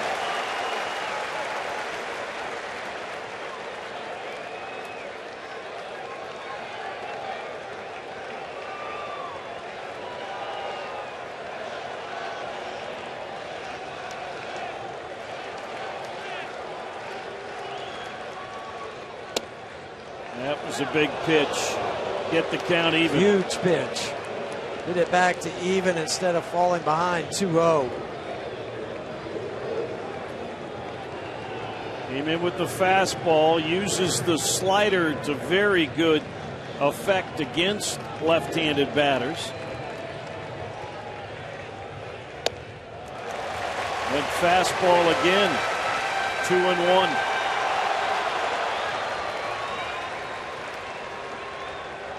And the slider is the one that he struck out Bryce Harper with yesterday in the 7th inning. Darno, Conforto, and Tejada on the bases. Ball 3. Wow, and all of a sudden, that's been called a strike all night. And that catches the 4th strike zone, and he's called one below the knees. got the crowd riled up.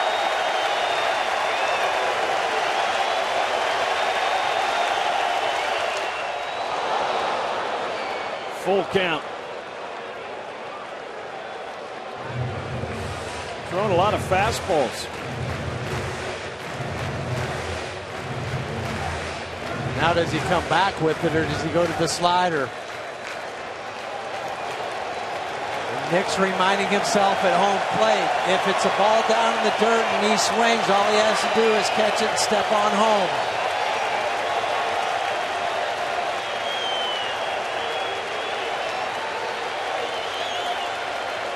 The string is out. The 3-2. Hit him. Unbelievable.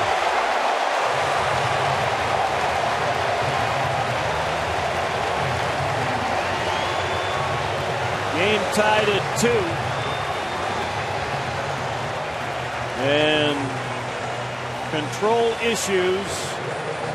Both the starters and the bullpen have really hurt this year. It's been the bullpen in this inning. 2 walks by Justin Miller, and now a hit by pitch to drive in a run by Boone Logan. I caught the jersey, still doesn't matter. It would have been ball 4 anyway. Now Daniel Murphy.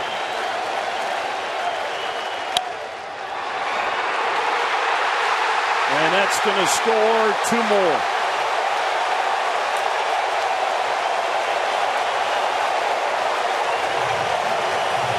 New York as the bullpen implodes here in the 7th.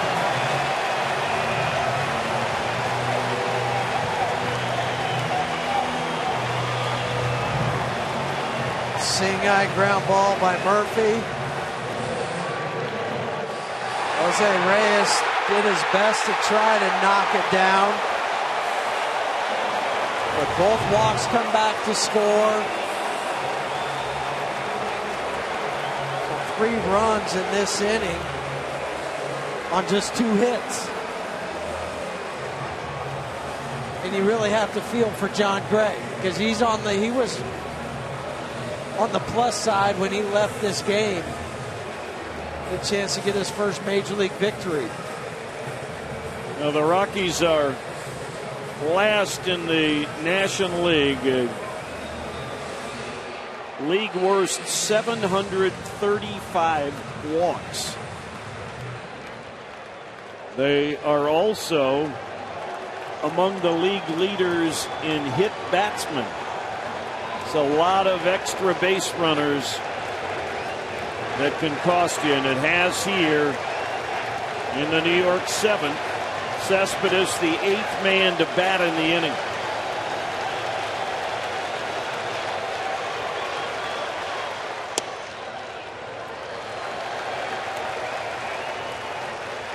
Scott Oberg up again for the Rockies in their pen. Tyler Clippard now throwing for New York. Darren Holmes telling Steve Foster that Oberg's ready. And Logan falls behind Cespedes.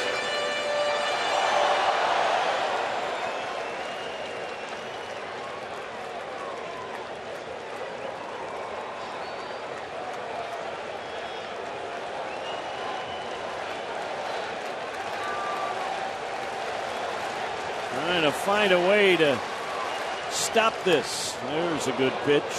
2-1.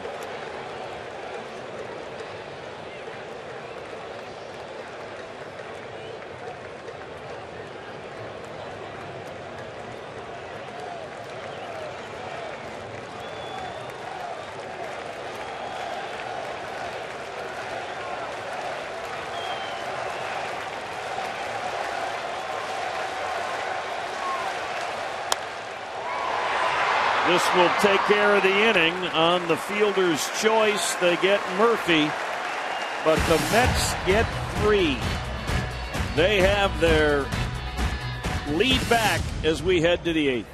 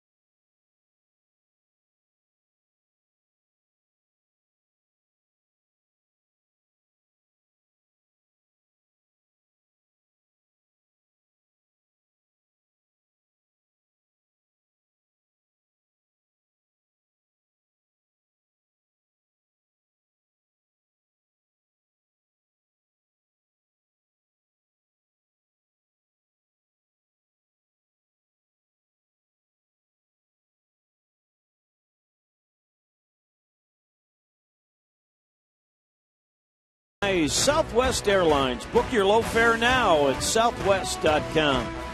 By Mike Shaw Subaru. Always our lowest price in sales and service guarantee. And by the Courtyard by Marriott. Western elegance in the cultural heart of the city. The Mets score 3 with 2 outs in the 7th off the bullpen to get the lead back. And now the Rockies will go to work against the veteran setup man Tyler Clippard, a recent acquisition by the Mets from the Oakland A's. The Rockies faced Clippard back on Monday, June 29th out in Oakland when he was still with the A's. With the Mets, just his 7th game this year. He has been a very durable pitcher, 2-time All-Star in 2011 and last year.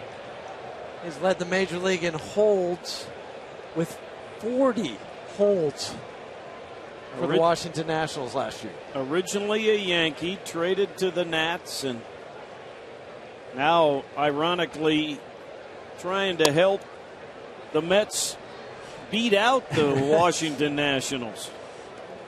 Yeah, they thought they were trading him to another league, another division, and now he's right back here 6 months later. Same division, but in the same role that he's accustomed to. And that's the 8th inning.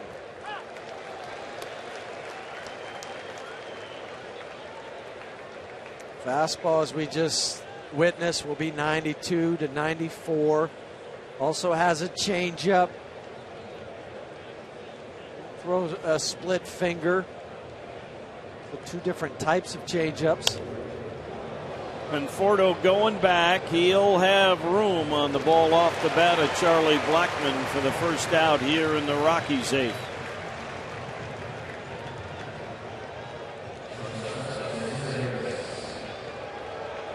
There are 4 walks tonight by the Rockies and the hit batsman.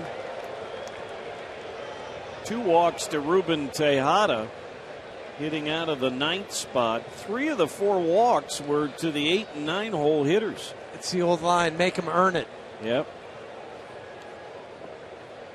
Reyes 1 for 3, bats from the left side for the first time tonight. Good off-speed pitch by Clippard, and Johnson grabs it, the second baseman.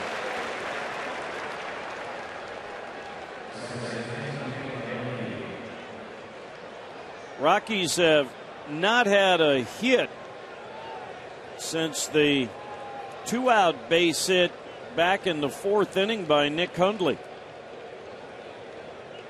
They've had some struggles offensively in the last 6 games at Citi Field. Just the 2 runs on 6 hits. DJ scored ahead of the Gonzalez homer, and Clippard gets ahead with the breaking ball to the Rockies' second baseman.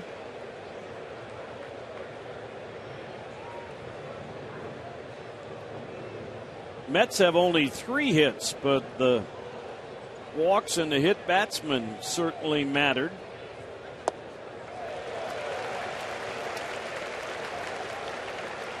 Oh and 2 on DJ.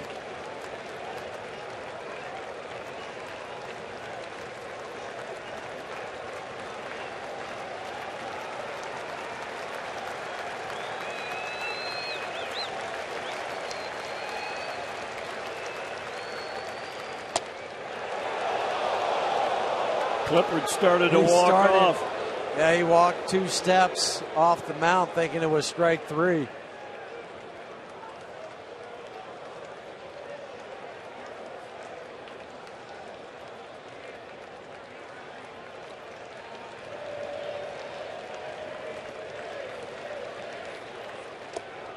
Two and 2. And that was a split finger. When you could see that he really turns it over. He'll have more of the straight dive than any sink like the circle change. And you can see preset in the glove and then just throw it like a fastball. Let it just come out between the fingers. Don't change the arm angle. Ball 3. Well, obviously, the Cubs have not played the Mets since Flipper joined them. Otherwise, Joe Madden would be asking for the strings on his glove, the leather laces to be trimmed. That was a little ridiculous, I thought. Yep.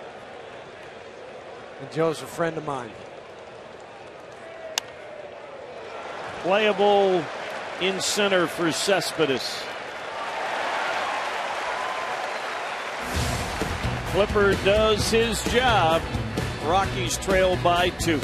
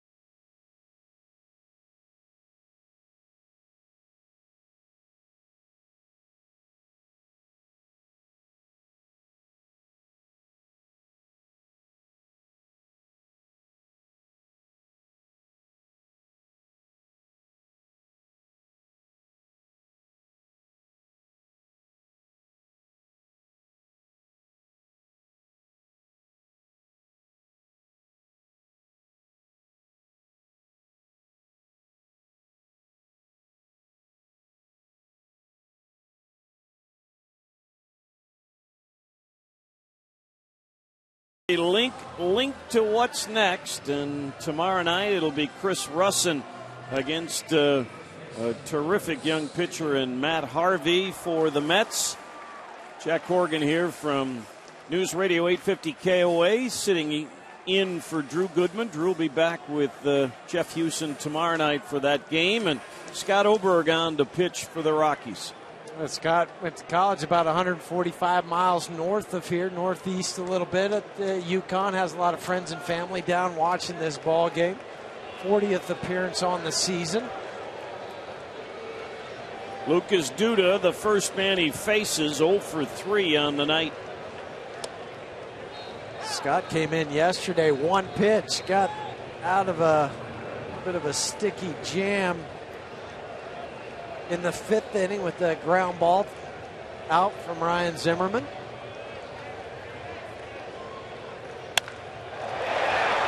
Even with the shift, Duda is still able to get a hit. Hit number 4 for the Mets. And outside of the home run, that's the best swing they've had all night. Yeah, Murphy's ball, the left wasn't hit hard. Darno's decent to center field.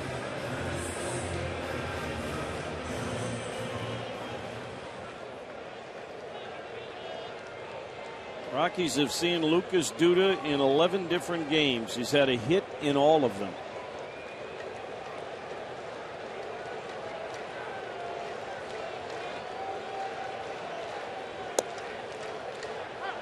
Kelly Johnson, a fly out and 2 grounders to the right side of the infield.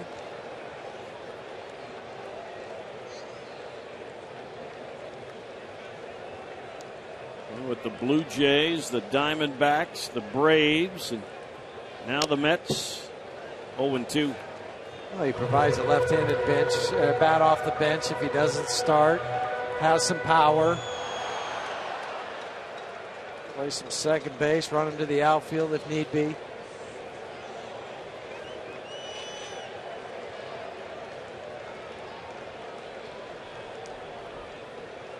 Short lead for Duda.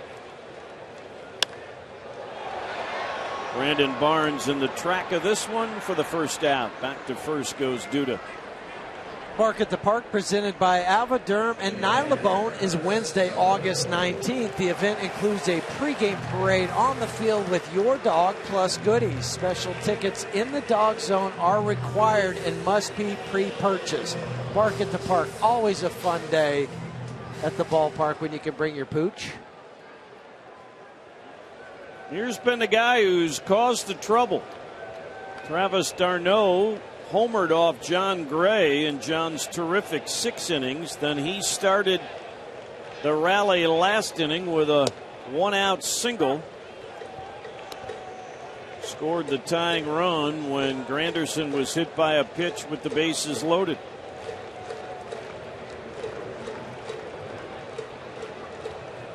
Gonzalez, Arenado, and Paulson in the 9th for the Rockies. Cargo right there. That's the second out. Familia, the Mets closer, doing his work in preparation for that 9th inning. Talk about a hard thrower. He throw 97, will hit triple digits. Ricky Bonas, the bullpen coach for the Mets, longtime pitcher himself. Ricky'd probably tell you he'd need 2 pitches to throw 100 because he was a guy that could trick you with the best of them. He threw hard early in his career. Early in his career. Yeah. Faced him a few times when he was with Milwaukee. Good breaking ball there by Scott Oberg. He gets ahead 2 strikes. And Fordo got one of the walks in that rally last inning when the Mets scored 3 times.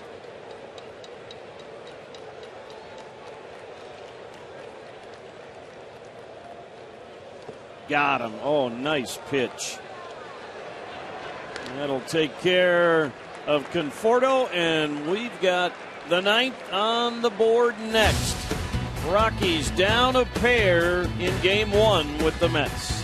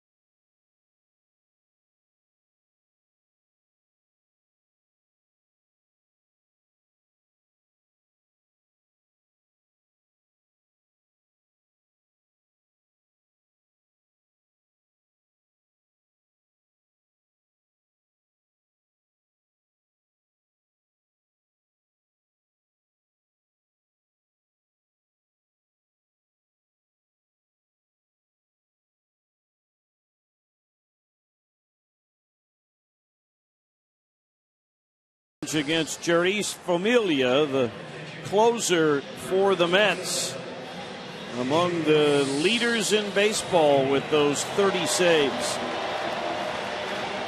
Yeah, he is 4th in the National League. Melanson, Rosenthal, Craig Kimbrell all ahead of him, but 30 saves out of 35 chances. 51 games on the season for the hard-throwing right-hander. He just looks like one of those guys that you know is going to throw hard. He is not been as sharp here in the second half. He has blown 3 saves in 6 opportunities, 30 out of 35 on the year.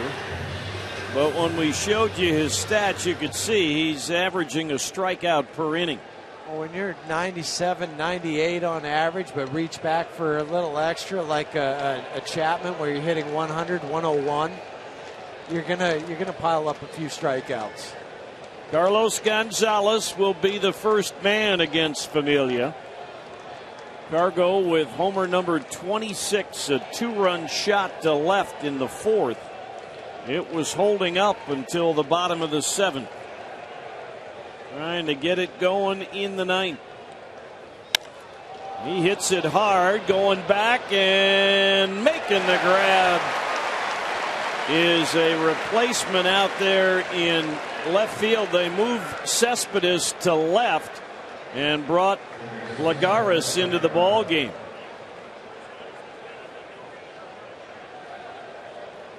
They're playing deep out in the outfield.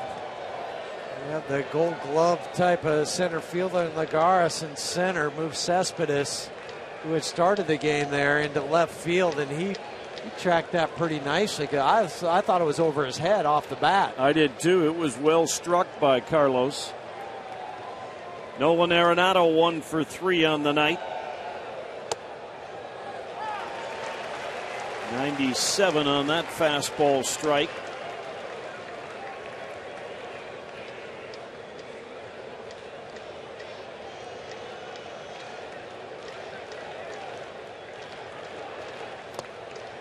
That evens up the count. Doesn't walk a lot of guys. That's to his credit. We've talked about that with the Mets. They are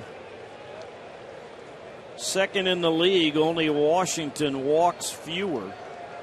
They walk less people than the Dodgers do.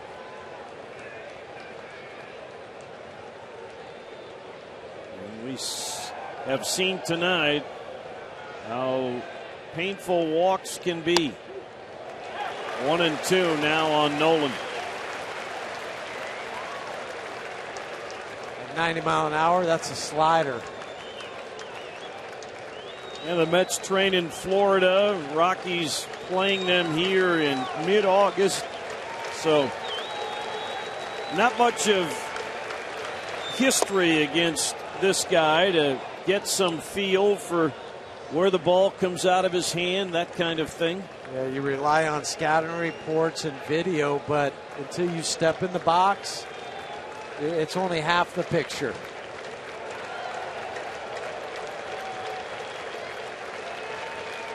The 2-2. Out number 2.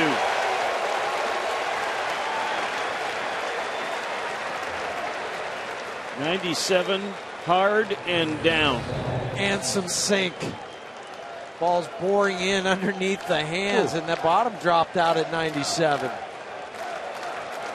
See, Nolan thought he was on that pitch. He was until the last 4 or 5 feet.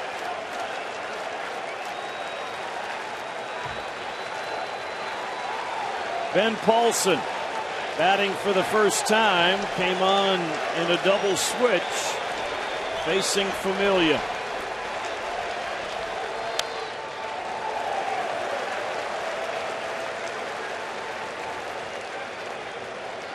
.299 on the year you saw with Ben.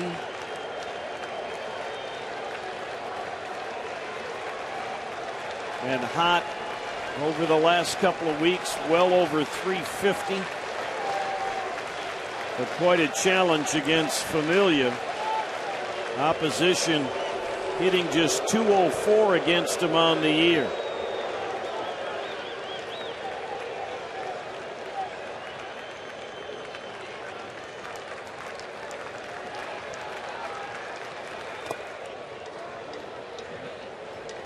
Who did that get? Did it get Darno or did it get Chad Fairchild?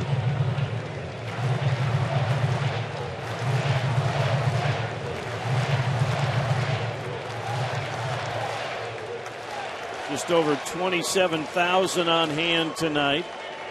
Mets trying to maintain at least the game and a half advantage on second place Washington.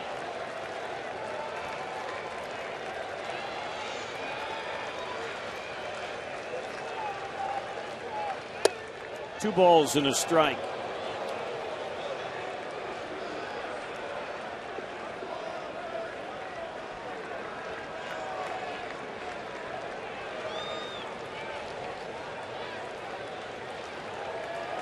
Outfield shaded a little bit the other way. Paulson good to left center. He'll tap that one foul. Good to left center. You have a hard thrower that's you have a sinker ball type of pitcher on the hill.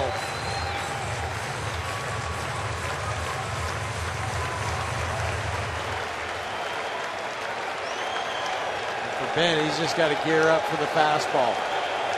Can't be sitting on anything off speed.